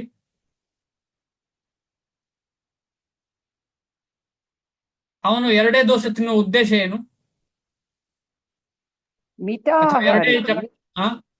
ಆಹಾರಿ ಅವನು. ಅವನ ಉದ್ದೇಶ ಏನು? ಮಿತಾಹಾರದಿಂದ ಉದ್ದೇಶ ಏನು? ಮುತಾಹಾರ ಅಂತ ಹೇಳುದು ತುಂಬಾ ಇಂಪಾರ್ಟೆಂಟ್. ಆದ್ರೆ ಅವನು ಮಾಡುವಂತ ಮಿತಾಹಾರದ ಉದ್ದೇಶ ಏನು? ಗೊತ್ತಿಲ್ಲ. ಭಕ್ತನ ಬಗ್ಗೆ ಮಾತಾಡ್ತಿಲ್ಲ. ಆರೋಗ್ಯವಾಗಿರ್ಬೇಕು, ದಪ್ಪ ಆರೋಗ್ಯವಾಗಿರ್ಬೇಕು, ಮತ್ತೆ ದಪ್ಪ ಆಗ್ಬಾರ್ದು. ದಪ್ಪ ಓಕೆ, ಆಗ್ಬಾರ್ದು, ಮತ್ತೆ ಚಂದ ಕಾಣಿಸ್ಬೇಕು. ಹಾ, ಇದೇನು? ಅದು ಇಂದ್ರಿಯ ಭೋಗನೆ. ಹಾ, ಅಂದ್ರೆ ರಿಸ್ಟ್ರಿಕ್ಟೆಡ್ ಸೆನ್ಸ್ ಗ್ರಾಟಿಫಿಕೇಶನ್ ಅಂತ ಹೇಳ್ತಾರೆ ಅದಕ್ಕೆ. ಅಂದ್ರೆ ರಿಸ್ಟ್ರಿಕ್ಟ್ ಅಲ್ಲಿ ಮಾಡ್ತಾರೆ. ಯಾಕೆ? ಇನ್ನೂ ಜಾಸ್ತಿ ಜೀವನ ಸಿಗ್ತದೆ, ಇನ್ನೂ ಜಾಸ್ತಿ ಅದೇ ರೀತಿಯಲ್ಲಿ ಮಾಡಬಹುದು ಅಂತ ಹೇಳಿ. ಎರಡು ಕೂಡ ತಪ್ಪೆಯ. ಅಡಿಕ್ಟ್ ಆದವನು ತಪ್ಪೆ, ಸ್ವಲ್ಪ ಸ್ವಲ್ಪ ಮಾಡುವನು ತಪ್ಪೆ. ಆದ ಕಾರಣ ಇದು ಎರಡೂ ಒಳ್ಳೇದಲ್ಲ. ಇದು ಎರಡರಿಂದಲೂ ಹೊರಗೆ ಬರಬೇಕು. ಯಾಕೆಂತ ಹೇಳಿದ್ರೆ ಇದು ಎರಡು ಕೂಡ ಮೃಗಗಳಂತೆ. ಯಾಕೆಂತ ಹೇಳಿದ್ರೆ ಮೃಗಗಳು ಕೂಡ ಕಂಟ್ರೋಲ್ಡೆ. ಅದಕ್ಕೆ ಶ್ರೀಲ ಪ್ರಭುಪಾದರು ಒಂದು ಉದಾಹರಣೆ ಕೊಡ್ತಾರೆ. ಏನು ಉದಾಹರಣೆ ನಿಮ್ಗೆ ಗೊತ್ತಾ? ಯಾರಿಗಾದ್ರು? ಒಂದು ಗೋಣಿ ಭತ್ತ ರೋಡಲ್ಲಿ ಇದೆ ಅಂತ ಇಟ್ಕೊಳ್ಳೋಣ. ಒಂದು ಗೋಣಿ ಭತ್ತ ರೋಡದಲ್ಲಿ ಇದೆ ಅಂತ ಇಟ್ಕೊಳ್ಳೋಣ. ಒಂದು ಹುಂಜ ಅಥವಾ ಕೋಳಿ ಬಂದು ಏನ್ ಮಾಡ್ತದೆ? ಎಷ್ಟು ಬೇಕೋ ಅಷ್ಟೇ ತಿನ್ನುತ್ತೆ ಪ್ರಭು. ನಾನು ಹೋಗಿ ಏನ್ ಮಾಡ್ತೀನಿ? ಎತ್ಕೊಂಡ್ಬಂದು ಮನೆಯಲ್ಲಿ ಇಟ್ಕೊಳ್ತೀವಿ. ನಾನು ಎತ್ಕೊಂಡು ಬಂದು ಮನೇಲಿ ಇಡ್ತೀನಿ. ಅದೇ ಹೇಳಿದ್ದಾರೆ ಮೃಗಗಳಂತಂದ್ರೆ ಹಾಗೆ, ಮೃಗಗಳಿಗಿಂತ ಕಡೆ ಅಂತ ಅರ್ಥ. ಶಾಸ್ತ್ರಗಳು ವಿಧಿಸಿದ ಕರ್ತವ್ಯಗಳನ್ನು ಅನುಸರಿಸುವವರು ಸಂಯಮಶೀಲರ ವಿಭಾಗಕ್ಕೆ ಸೇರುತ್ತಾರೆ. ನಾಗರಿಕರಾಗಲಿ ಅನಾಗರಿಕರಾಗಲಿ, ವಿದ್ಯಾವಂತರಾಗಲಿ ಅವಿದ್ಯಾವಂತರಾಗಿರಲಿ, ಬಲಶಾಲಿಗಳಾಗಿರಲಿ ದುರ್ಬಲರಾಗಿರಲಿ, ಸಂಯಮರಹಿತವರು ವಿಭಾಗದವರು ಪಶು ವೃತ್ತಿಗಳಿಂದ ತುಂಬಿ ಹೋಗಿರುತ್ತಾರೆ. ಅವರು ಏನೇ ಆಗಿರ್ಲಿ, ಸಂಯಮ ಇಲ್ಲ ಅಂತ ಹೇಳಿದ್ರೆ, ಮೈಂಡ್ ಕಂಟ್ರೋಲ್ ಇಲ್ಲ ಅಂತ ಹೇಳಿದ್ರೆ ಅವರು ಪಶು ವೃತ್ತಿಗಳಿಂದ ತುಂಬಿ ಹೋಗಿರುತ್ತಾರೆ. ಅವರ ಚಟುವಟಿಕೆಗಳು ಎಂದೂ ಕಲ್ಯಾಣಕರವಾಗಿರುವುದಿಲ್ಲ. ಏಕೆಂದರೆ ತಿನ್ನುವುದು, ನಿದ್ರಿಸುವುದು, ರಕ್ಷಣೆ ಮತ್ತು ಮೈಥುನ ಈ ಪಶು ವೃತ್ತಿಗಳನ್ನು ಸವಿಯುತ್ತಿರುವಾಗ ಅವರು ಸದಾ ಐಹಿಕ ಅಸ್ತಿತ್ವದಲ್ಲೇ ಉಳಿಯುತ್ತಾರೆ. ಆಹಾರ ನಿದ್ರಾ ಭಯಮೈಥುನಶ್ಚ ಸಾಮಾನ್ಯವೇತತ್ ಪಶುಭಿನ್ನರಾಣಾಂ ಧರ್ಮೋ ಹಿ ಏಕೋ ಅಧಿಕೋ ವಿಶೇಷೋ ಧರ್ಮೇಣ ಹೀನಃ ಪಶುಭಿ ಸಮಾನಃ. ಯಾರು ಆ ಧರ್ಮವನ್ನ, ಆಧ್ಯಾತ್ಮಿಕ ಧರ್ಮವನ್ನ ಪರಿಪಾಲನೆ ಮಾಡುವುದಿಲ್ಲ, ಸಂಯಮವನ್ನ ಪರಿಪಾಲನೆ ಮಾಡುವುದಿಲ್ಲ, ಅಂಥವನು ಪಶುವಿಗೆ ಸಮಾನ. ಈ ಅಸ್ತಿತ್ವವು ಯಾವಾಗಲೂ ದುಃಖಮಯವಾದದ್ದು. ಯಾಕೆಂದ್ರೆ ಪುನಃ ಪುನಃ ಈ ದುಃಖಕ್ಕೆ ಬರ್ತಾ ಇರ್ತಾನೆ.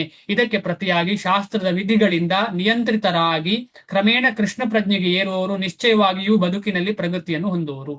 ಅಂದ್ರೆ ಎಲ್ಲ ಯೋಗ ಪದ್ಧತಿಗಳಲ್ಲೂ ಒಳ್ಳೆಯದೇ. ಆಮೇಲೆ ಶಾಸ್ತ್ರಕ್ಕೆ ಅಂದ್ರೆ ನಿಜವಾದ ಕರ್ಮ ಮಾಡುವವನು ತುಂಬಾ ಇಂಪಾರ್ಟೆಂಟ್. ಅಂದ್ರೆ ವರ್ಣಾಶ್ರಮ ಧರ್ಮವನ್ನ ಫಾಲೋ ಮಾಡಬೇಕು ಅಂತ ಹೇಳ್ತಾ ಇದ್ದಾರೆ ಇಲ್ಲಿ. ಫಾಲೋ ಮಾಡಿ ಕೃಷ್ಣ ಪ್ರಜ್ಞೆಗೆ ತಲುಪಬೇಕು ಅಂತ ಹೇಳ್ತಿದ್ದಾರೆ ಇಲ್ಲಿ. ಅದು ಕೃಷ್ಣ ಪ್ರಜ್ಞೆಗೆ ಅನುಕೂಲವಾದದ್ದು ಅಂತ ಹೇಳ್ತಿದ್ದಾರೆ ವರ್ಣಾಶ್ರಮ ಧರ್ಮ. ಆಮೇಲೆ ಕೃಷ್ಣ ಪ್ರಜ್ಞೆ ಸಂಪೂರ್ಣ ದೊರಕಿದ ಮೇಲೆ ವರ್ಣಾಶ್ರಮ ಧರ್ಮ ತನ್ನಿಂದ ತಾನಾಗಿಯೇ ಬಿಟ್ಟು ಹೋಗ್ತದೆ. ಅದನ್ನು ಬಿಡುವಂತಹ ಅವಶ್ಯಕತೆ ಇಲ್ಲ, ಅದಷ್ಟಕ್ಕೆ ಬಿಟ್ಟು ಹೋಗ್ತದೆ. ಯಾಕೆಂತ ಹೇಳಿದ್ರೆ ಅವನು ಎಲ್ರಿಗೋಸ್ಕರ ಫಾಲೋ ಮಾಡ್ತಿರ್ತಾನೆ ವರ್ಣಾಶ್ರಮ ಧರ್ಮವನ್ನ. ಇಲ್ಲಾಂದ್ರೆ ಎಲ್ಲರೂ ಅಪಕ್ವವಾದವ್ರು ಏನ್ ಮಾಡ್ತಾರೆ, ಅಯ್ಯೋ ಇದೇ ಭಕ್ತಿ ಅಂತ ಹೇಳಿ ಭಕ್ತಿಯನ್ನು ಮಾಡ್ಲಿಕ್ಕೆ ಪ್ರಯತ್ನ ಪಟ್ಟು ನಾನೇ ಕೃಷ್ಣ ಅಂತ ಹೇಳಿ ಇನ್ನೊಂದು ಹೆಂಗಸನ್ನ ರಾಧೆ ಅಂತ ಹೇಳಿ ಅವರೇ ಏನೋ ಮಾಡ್ತಿರ್ತಾರೆ. ಹಾಗೆ ಆಗ್ಬಾರ್ದು ಅಂತ ಹೇಳಿದ್ರೆ ವರ್ಣಾಶ್ರಮ ಧರ್ಮವನ್ನ ಸರಿಯಾಗಿ ಪಾಲನೆ ಮಾಡಬೇಕು.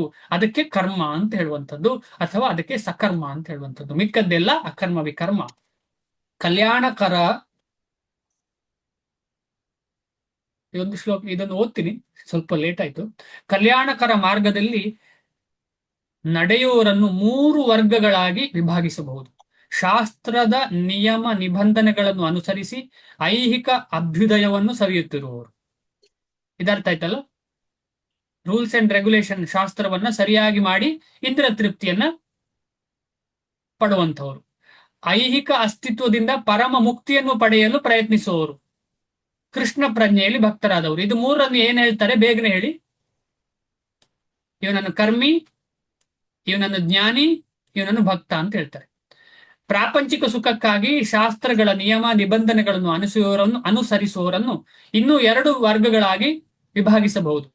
ಕರ್ಮ ಫಲ ಅಪೇಕ್ಷಿಗಳು. ಇಲ್ಲಿ ಇದು ಕರ್ಮಿ ಅಲ್ಲ, ಇದು ಕರ್ಮಯೋಗಿ, ಜ್ಞಾನಯೋಗಿ, ಭಕ್ತಿಯೋಗಿ. ಇಲ್ಲಿ ಕರ್ಮಿ ಬರ್ತದೆ, ಸಾರಿ. ಕರ್ಮ ಫಲ ಅಪೇಕ್ಷಿಗಳು ಮತ್ತು ಇಂದ್ರಿಯ ತೃಪ್ತಿಗಾಗಿ ಫಲವನ್ನು ಬಯಸುವವರು. ಇಂದ್ರಿಯ ತೃಪ್ತಿಗಾಗಿ ಫಲವನ್ನು ಅಪೇಕ್ಷಿಸುವವರು ಇನ್ನೂ ಉನ್ನತವಾದ ಜೀವನ ಮಟ್ಟಕ್ಕೆ ಏರಬಹುದು, ಉನ್ನತ ಲೋಕಗಳಿಗೂ ಏರಬಹುದು. ಆದರೂ ಅವರು ಐಹಿಕ ಅಸ್ತಿತ್ವದಿಂದ ಬಿಡುಗಡೆಯಾಗದಿರುವುದರಿಂದ ಅವರು ನಿಜವಾಗಿ ಕಲ್ಯಾಣಕರ ಮಾರ್ಗವನ್ನು ಅನುಸರಿಸುತ್ತಿಲ್ಲ. ಮುಕ್ತಿಗೆ ಒಯ್ಯುವ ಚಟುವಟಿಕೆಗಳು ಮಾತ್ರವೇ ಕಲ್ಯಾಣಕರ ಚಟುವಟಿಕೆಗಳು. ಅದ್ಯಾವುದು? ಈಗಾಗಲೇ 3 ಕೊಟ್ಟಿದ್ದಾರೆ: ಕರ್ಮ ಯೋಗ, ಜ್ಞಾನ ಯೋಗ, ಆಮೇಲೆ ಭಕ್ತಿ ಯೋಗ. ಕಟ್ಟ ಕಡೆಗೆ ಮುಖ್ಯವಾಗಿ 2, ಜ್ಞಾನ ಯೋಗ ಮತ್ತು ಭಕ್ತಿ ಯೋಗ. ಕಟ್ಟ ಕಡೆಗೆ ಆತ್ಮ ಸಾಕ್ಷಾತ್ಕಾರ ಅಥವಾ ಬದುಕಿನ ಐಹಿಕ ಶಾರೀರಿಕ ಪರಿಕಲ್ಪನೆಯಿಂದ ಬಿಡುಗಡೆ ಪಡೆಯುವುದೇ ಗುರಿಯಾಗಿಲ್ಲದ ಯಾವುದೇ ಚಟುವಟಿಕೆಯು ಮಂಗಳಕರವಲ್ಲ. ಮಂಗಲ್ ಜಯ. ಕೃಷ್ಣ ಪ್ರಜ್ಞೆಯಿಂದ ಮಾಡುವ ಕೆಲಸವಷ್ಟೇ ಮಂಗಳಕರ ಕೆಲಸ. ಕೃಷ್ಣ ಪ್ರಜ್ಞೆಯ, ಇದು ಪುನಃ ನೋಟ್ ಮಾಡ್ಕೊಳ್ಳಿ, ಕೃಷ್ಣ ಪ್ರಜ್ಞೆಯಿಂದ ಮಾಡುವ ಕೆಲಸವಷ್ಟೇ ಮಂಗಳಕರ ಕೆಲಸ. ಕೃಷ್ಣ ಪ್ರಜ್ಞೆಯನ್ ಮಾರ್ಗದಲ್ಲಿ ಮುಂದುವರಿಯುವುದಕ್ಕಾಗಿ ದೈಹಿಕ ಬಾಧೆಗಳನ್ನು ಸ್ವ ಇಚ್ಛೆಯಿಂದ ಸ್ವೀಕರಿಸುವನನ್ನು ಕಠಿಣ ವೈರಾಗ್ಯದ ಪರಿಪೂರ್ಣ ಯೋಗಿ ಎಂದು ಕರೆಯಬಹುದು. ತುಂಬಾ ಇಂಪಾರ್ಟೆಂಟ್. ನಾವೆಲ್ಲ ಈಸಿ ಗೋಯಿಂಗ್, ಕೃಷ್ಣ ಪ್ರಜ್ಞೆ ಈಸಿ ಅಂತ ಅನ್ಕೊಂಡಿದ್ದೇವೆ. ಆದ್ರೆ ಇಲ್ಲಿ ಶ್ರೀಲ ಪ್ರಭುಪಾದರು ಏನ್ ಹೇಳ್ತಾರೆ? ಕೃಷ್ಣ ಪ್ರಜ್ಞೆಯ ಮಾರ್ಗದಲ್ಲಿ ಮುಂದುವರಿಯುವುದಕ್ಕಾಗಿ ದೈಹಿಕ ಬಾಧೆಗಳನ್ನು ಸ್ವ ಇಚ್ಛೆಯಿಂದ ಸ್ವೀಕರಿಸುವವನನ್ನು ಕಠಿಣ ವೈರಾಗ್ಯದ ಪರಿಪೂರ್ಣ ಯೋಗಿ ಎಂದು ಕರೆಯಬಹುದು. ಯಾರಾದ್ರೂ ಹೆಸರು ಕೊಡ್ತೀರಾ ಇದಕ್ಕೆ? ಯಾರಾದ್ರೂ ಹೆಸರು ಕೊಡ್ತೀರಾ? ಯಾರಿದ್ದಾರೆ ಇದಕ್ಕೆ ಅಂತ ಹೇಳಿ? ಅಷ್ಟಾಂಗ ಯೋಗ, ಬೇಗ ನೆನಪು ಮಾಡಿ ಹೇಳಿ. ಇದಕ್ಕೊಂದು ಎಕ್ಸಾಂಪಲ್. ಅಷ್ಟಾಂಗ ಯೋಗ ಪದ್ಧತಿಯ ಗುರಿ ಕೃಷ್ಣ ಪ್ರಜ್ಞೆಯ ಅಂತಿಮ ಸಾಕ್ಷಾತ್ಕಾರ. ಇಂತಹ ಅಭ್ಯಾಸವೂ ಸಹ ಮಂಗಳಕರವಾದದ್ದು ಮತ್ತು ಈ ವಿಷಯದಲ್ಲಿ ತನ್ನಿಂದಾದಷ್ಟು ಪ್ರಯತ್ನಿಸುವವನು ತನಗೆ ದುರ್ಗತಿಯಾಗುವುದೆಂದು ಹೆದರಬೇಕಾಗಿಲ್ಲ. ಇದಕ್ಕೊಂದು ಉದಾಹರಣೆ ಬೇಗ ಹೇಳಿ. ಶ್ರೀಲ ಪ್ರಭುಪಾದರು ಏನ್ ಮಾಡಿದ್ರು? ಎಷ್ಟು ಸಲ ಹಾರ್ಟ್ ಅಟ್ಯಾಕ್ ಆಗಿತ್ತು, ಎಷ್ಟು ವೃದ್ಧಾಪ್ಯದಲ್ಲಿದ್ರು ಅವರು. ನಾವು ಆ ಸ್ಟೇಜ್ ಅಲ್ಲಿ ಇರ್ತಿದ್ರೆ 2 ಹಾರ್ಟ್ ಅಟ್ಯಾಕ್ ಆಗಿ, 3 ಹಾರ್ಟ್ ಅಟ್ಯಾಕ್ ಆಗಿ, ಆಮೇಲೆ 70 ವರ್ಷ ಎಲ್ಲ ಆಗಿದ್ರೆ ನಾವು ಪ್ರಚಾರಕ್ಕೋಸ್ಕರ ಏನು ಗೊತ್ತು ಗುರಿ ಇಲ್ಲದೆ, ಏನು ಯಾರು ಗೊತ್ತಿಲ್ಲದ ಜಾಗಕ್ಕೆ ಹೋಗ್ತಿದ್ದೇವ. ಈಗ ನನ್ನನ್ನು ಯಾರಾದ್ರೂ ನೀನು ಪಾಕಿಸ್ತಾನಕ್ಕೆ, ಎಲ್ಲ ಉಂಟು, ಪಾಸ್ಪೋರ್ಟ್ ಎಲ್ಲ ಕೊಡ್ತೇನೆ, ಪಾಕಿಸ್ತಾನಕ್ಕೆ ಹೋಗು ಅಂತ ಹೇಳಿದ್ರೆ ನಾನು ರೆಡಿ ಆಗ್ತೇನಾ? ನೀವು ಯಾರಾದ್ರೂ ರೆಡಿ ಆಗ್ತೀರಾ? ಹರೇ ಕೃಷ್ಣ. ಇಲ್ಲ ಪ್ರಭುಜಿ. ಪಾಕಿಸ್ತಾನದಲ್ಲಿ ಭಕ್ತಿ ಪ್ರಚಾರ ಮಾಡ್ಲಿಕ್ಕೆ ಯಾರಾದ್ರೂ ರೆಡಿ ಇದ್ದೀರಾ? ಮಾತಾಜಿ ಹೇಳಿದ್ರು ಇಲ್ಲ. ನಾನೇ ರೆಡಿ ಇಲ್ಲ, ನೀವು ರೆಡಿ ಇಲ್ಲ, ಯಾರು ರೆಡಿ ಇಲ್ಲ. ಅಂತದ್ರಲ್ಲಿ ಶ್ರೀಲ ಪ್ರಭುಪಾದರು ಅಂತ ಮುಪ್ಪಿನಲ್ಲಿ ಎಲ್ಲಿಗೂ ಹೋಗ್ಲಿಕ್ಕೆ ರೆಡಿ ಅವರು, ಕೃಷ್ಣ ಪ್ರಜ್ಞೆಯನ್ನ ಕೊಡ್ಲಿಕ್ಕೆ. ಅಂದ್ರೆ ಕಠಿಣ ವೈರಾಗ್ಯ ಮೂರ್ತಿ ಶ್ರೀಲ ಪ್ರಭುಪಾದರು, ಕಠಿಣ ವೈರಾಗ್ಯ ಮೂರ್ತಿ ಶ್ರೀಲ ಪ್ರಭುಪಾದರು. ಅಂತಹ ಅದ್ಭುತವಾದ ಕಠಿಣ ವೈರಾಗ್ಯ ಮೂರ್ತಿ ಆದಂತಹ ಶ್ರೀಲ ಪ್ರಭುಪಾದರ ಭಗವದ್ಗೀತೆಯನ್ನು ನಮಗೆ ಓದುವ ಅವಕಾಶ. ಆದ ಕಾರಣ ನಾವು ಕೂಡ ಒಂದಲ್ಲ ಒಂದು ದಿನ ಈ ಕಠಿಣ ವೈರಾಗ್ಯ ಹೇಗೆ ಮಾಡ್ಲಿಕ್ಕೆ ಸಾಧ್ಯ? ಅವ್ರೀಗಾಗ್ಲೇ ಹೇಳಿದ್ದಾರೆ ಏನು ಮಾಡಬೇಕು ಅಂತ. ಏನದು? ಯಾರಾದ್ರೂ ಹೇಳಿದರೆ ಬಹುಮಾನ. ದಮಯಂತಿ ಮಾತಾಜಿ, ನಮ್ಮ ಎಲ್ಲ ಪ್ರಯತ್ನ ಅದು ಇರಬೇಕು. ಅವರು ಮಾಡ್ಲಿಕ್ಕೆ ಆಗದಂತಹ ವಿಚಾರವನ್ನ ನಾನು ಮಾಡ್ಲಿಲ್ಲ, ನೀವು ಮಾಡಿ ಅಂತ ಬಿಟ್ಟು ಹೋದದ್ದನ್ನ ನಾವು ಮಾಡ್ಲಿಕ್ಕೆ ಪ್ರಯತ್ನ ಪಟ್ರೆ ಅದಕ್ಕೆ ಕಠಿಣ ವೈರಾಗ್ಯ ಅಂತ ಹೇಳಿ ಅರ್ಥ. ಯಾಕಂತ ಹೇಳಿದ್ರೆ ಅಂತ ಸ್ಥಿತಿಯೇ ಇಲ್ಲಲ್ಲ. ಈಗ ಶ್ರೀಲ ಪ್ರಭುಪಾದರು ಹೋಗಿರುವಾಗ ಯಾರಾದ್ರೂ ಕೇಳಿದ್ರೆ ನನಗೆ ಕೃಷ್ಣ ಪ್ರಜ್ಞೆ ಮಾಡುವ ಒಂದು ಪಂಗಡವನ್ನು ತೋರಿಸಿ ಅಂತ ಶ್ರೀಲ ಪ್ರಭುಪಾದರಲ್ಲಿ ಯಾರಾದ್ರೂ ಕೇಳಿದ್ರೆ ಅವ್ರು ಯಾವ್ದನ್ನು ತೋರಿಸ್ಲಿಕ್ಕೆ ಸಾಧ್ಯ ಇತ್ತು?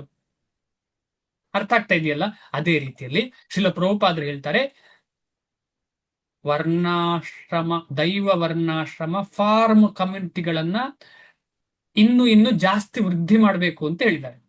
ಅದಿಲ್ಲಿ ಕಾಣ್ತಾ ಇಲ್ಲ ಅಂದ್ರೆ ಯಾರಾದ್ರೂ ಒಂದು ಮಾಡಿ ತೋರಿಸಿ ಅಂತ ಹೇಳಿದ್ರೆ ನಮಗೆ ಒಂದು ಎಕ್ಸಾಂಪಲ್. ಈಗ ನಾವು ಭಕ್ತರಿಗೆ ಯಾರಾದ್ರೂ ಹೇಳ್ತಾರೆ ಮಾಡಿ ಅಂತ ಹೇಳಿ, ನನಗೊಂದು ಎಕ್ಸಾಂಪಲ್ ತೋರಿಸಿ ಅಂತ ಕೇಳ್ತೇವೆ ನಾವು. ಎಂತ ಮೂರ್ಖ ಯೋಚನೆ ನಮ್ದು. ಎಕ್ಸಾಂಪಲ್ ಅಲ್ಲ, ನಾವು ಮಾಡ್ಬೇಕು. ಅದೇ ಕಠಿಣ ಪರಿಶ್ರಮ, ಕಠಿಣ ವೈರಾಗ್ಯ. ಅಂದ್ರೆ ಭಕ್ತಿ ಮಾಡ್ತಾ ಮಾಡ್ತಾ ಶ್ರೀಲ ಪ್ರಭುಪಾದರು ಹೇಳಿದ್ದನ್ನ ಮಾಡಿದ್ರೆ ಅದೇ ಕಠಿಣ ವೈರಾಗ್ಯ. ಇದು ಹೆಣ್ಣಾಗ್ಲಿ ಗಂಡಾಗ್ಲಿ ಯಾರೇ ಆಗ್ಲಿ, ಪ್ರಾಯ ಆಗ್ಲಿ ಒಳ್ಳೆದಾಗ್ಲಿ ಏನೇ ಆಗ್ಲಿ, ಮನಸ್ಥಿತಿಯಿಂದ ನಾವು ಸಂಪೂರ್ಣವಾಗಿ ಇಂಥದಕ್ಕೆ ಸಪೋರ್ಟ್ ಮಾಡಬೇಕು. ಇಂಥ ವಿಚಾರಕ್ಕೆ ಸಂಪೂರ್ಣ ಗೋ ಸಂರಕ್ಷಣೆ, ಆಮೇಲೆ ಕೃಷಿ, ಗೋರಕ್ಷ ಸಂರಕ್ಷಣೆ, ಇಂಥದ್ದೆಲ್ಲದಕ್ಕೆ ಕೂಡ ತುಂಬಾ ಸಹಾಯ ಮಾಡಬೇಕು. ಯಾಕಂತಂದ್ರೆ ಶ್ರೀಲ ಪ್ರಭುಪಾದರು ಹೇಳಿದ ವಿಚಾರ ಇದು, ಸಿಂಪಲ್ ಲಿವಿಂಗ್ ಹೈ ಥಿಂಕಿಂಗ್ ಅಂತ ಹೇಳಿ. ಸಿಂಪಲ್ ಲಿವಿಂಗ್ ಹೈ ಥಿಂಕಿಂಗ್ ಅದು ಸಿಟಿಯಲ್ಲಿ ಸಾಧ್ಯ ಇಲ್ಲ, ನಂಗೂ ಸಾಧ್ಯ ಇಲ್ಲ, ನಿಮಗೂ ಸಾಧ್ಯ ಇಲ್ಲ. Actually simple living high thinking ಇಂದ ಏನು ಅಂತ ಹೇಳಿದ್ರೆ ನಾವಿಲ್ಲಿ ಮಾಡ್ತದ್ದು ಸಿಂಪ್ಲಿ ಲಿವಿಂಗ್.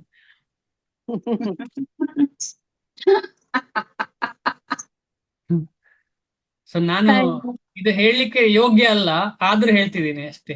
ಯಾಕೆಂತ ಹೇಳಿದ್ರೆ ಒಂದು ಉದಾಹರಣೆ, ನಾನು ಬೆಂಕಿಯಲ್ಲಿ ಸುಟ್ಟು ಹಾಕಿಕೊಂಡಿದ್ದೀನಿ, ಆದ್ರೆ ಯಾರೋ ಒಬ್ರು ಸುಟ್ಟಾಕಿಲ್ಲ, ಅಲ್ಲಿ ದಾರಿ ಇದೆ ಅಂತ ಹೇಳ್ತಾರೆ. ಅಂತ ಸ್ಥಿತಿ ನಂದು. ಆದ್ರೂ ನಾವೆಲ್ಲ ಸೇರಿ ಪ್ರಯತ್ನ ಪಡೋಣ. ನಾವೆಲ್ಲ ಸೇಮ್ ದೋಣಿಯಲ್ಲಿದ್ದೇವೆ. ಖಂಡಿತವಾಗಿ ಈ ಎರಡನ್ನ ಶಿಲ ಪ್ರಭುಪಾದರ ಆಸೆ, ಎಲ್ಲರೂ ಭಕ್ತರಾಗಿ ಪರ್ಫೆಕ್ಟ್ ಆಗ್ಬೇಕು, ಆಮೇಲೆ ವರ್ಣಾಶ್ರಮವನ್ನ ಫಾಲೋ ಮಾಡಿ ಬೇರೆಯವರಿಗೆ ಕೂಡ ನಾವು ಮಾರ್ಗದರ್ಶಿಗಳಾಗ್ಬೇಕು ಅಂತ ಹೇಳಿ ಶಿಲ ಪ್ರಭುಪಾದರ ಇಚ್ಛೆ. ನಾವೆಲ್ಲ ಇದನ್ನ ಪ್ರಯತ್ನ ಪಡೋಣ ಅಂತ ಹೇಳಿ ನನ್ನ ಆಶೆ, ನಿಮ್ಮೆಲ್ಲರ ಆಸೆ ಖಂಡಿತವಾಗಿ ಅದೇ ಆಗಿರ್ತದೆ ಅಂತ ನಾನು ಅನ್ಕೊಳ್ತೇನೆ. ಹರೇ ಕೃಷ್ಣ. ಹೆಣ್ಣು ಮಾಡ್ತಾ ಇದ್ದೀನಿ. ಧನ್ಯವಾದಗಳು. ಹರೇ ಕೃಷ್ಣ ಪ್ರಭು, ದಂಡವತ್ ಪ್ರಣಾಮ. ಹರೇ ಕೃಷ್ಣ. ದಂಡವತ್ ಪ್ರಣಾಮ ಪ್ರಭು. ಧನ್ಯವಾದ. ಇವತ್ತು ಪ್ರಶ್ನೆ ದಂಡವತ್ ಪ್ರಣಾಮ ಲೇಟ್ ಪ್ರಭು. ಆಯ್ತಲ್ಲ? ಪ್ರಶ್ನೆ ಇದೆಯಾ ಯಾರಿಗಾದ್ರೂ? ಕೊನೆಗೆ ಮನೆಗೆ ಕೊಂಡೋಗೋದು ಏನು ಅಂತ ಹೇಳಿದ್ರೆ, ಭಕ್ತಿ ಮಾಡುವವನಿಗೆ ಯಾವತ್ತು ಕೂಡ ಕೆಳಗೆ ಬೀಳುವುದು ಕಾನ್ಸೆಪ್ಟೇ ಇಲ್ಲ. ಬಿದ್ದ ಹಾಗೆ ಕಾಣ್ತದೆ ಅಷ್ಟೇ, ಕೃಷ್ಣನೇ ಬಿಡುದಿಲ್ಲ. ಹಾಗೆ ಅಂತ ಹೇಳಿ ಅಯ್ಯೋ ಕೃಷ್ಣನೇ ನೋಡ್ಕೊಳ್ತಾನೆ ಅಂತ ಹೇಳಿದ್ರೆ ಏನ್ ಅರ್ಥ? ಕೃಷ್ಣನೇ ನೋಡ್ಕೊಳ್ತಾನೆ, ನಾನೇನು ಮಾಡುವ ಅಗತ್ಯ ಇಲ್ಲ ಅಂತ ಹೇಳಿದ್ರೆ ಸಾಧ್ಯವಿಲ್ಲ. ಅದಕ್ಕೇನ್ ಹೇಳ್ತಾರೆ? ಲೇಜಿ ಅಂತ ಹೇಳ್ತಾರೆ. ಲೇಜಿಗೆ ಭಕ್ತಿ ಸಾಧ್ಯ ಇಲ್ಲ. ಲೇಜಿಗೆ ಭಕ್ತಿ ಸಾಧ್ಯ ಇಲ್ಲ ಖಂಡಿತ. ಯಾಕೆಂತಂದ್ರೆ ರೂಪ ಗೋಸ್ವಾಮಿಗೆ ಹೇಳ್ತಾರೆ, ಉತ್ಸಾಹ ಸಾಹಸ ಧೈರ್ಯ ತತ್ತತ್ ಕರ್ಮ ಪ್ರವರ್ತನಾತ್ ಅಂತ ಹೇಳಿ. ಉತ್ಸಾಹವೇ ಅಷ್ಟು ಹೇಳಿ ಇವತ್ತು ನಿಲ್ಸೋಣ. ಧನ್ಯವಾದಗಳು. ವಾಂಛಾಕಲ್ಪತರುಭ್ಯಶ್ಚ ಕೃಪಾ ಸಿಂಧುಭ್ಯೇವ ಚ ಪತಿತಾನಾಂ ಪಾವನೇಭ್ಯೋ ವೈಷ್ಣವೇಭ್ಯೋ ನಮೋ ನಮಃ. ಅನಂತ ಕೋಟಿ ವೈಷ್ಣವ ವೃಂದ ಕಿ ಜೈ. ನಾಮಾಚಾರ್ಯ ಶ್ರೀಲ ಹರಿದಾಸ್ ಠಾಕೂರ್ ಕಿ ಜೈ. ಜಗದ್ಗುರು ಶಿಲ ಪ್ರಭುಪಾದ ಕಿ ಜೈ. ಧನ್ಯವಾದ ಪ್ರಣಾಮಗಳು ಎಲ್ರಿಗೂ. ಹರೇ ಕೃಷ್ಣ. ನಾಳೆ ಪ್ರಶ್ನೋತ್ತರ ಮಾಡೋಣ. ಎಷ್ಟು? ಹರೇ ಕೃಷ್ಣ. ಎಂಡ್ ಮಾಡ್ತಿದ್ದೀನಿ. ಹರೇ ಕೃಷ್ಣ ಪ್ರಭುಜಿ. ಹರೇ ಕೃಷ್ಣ.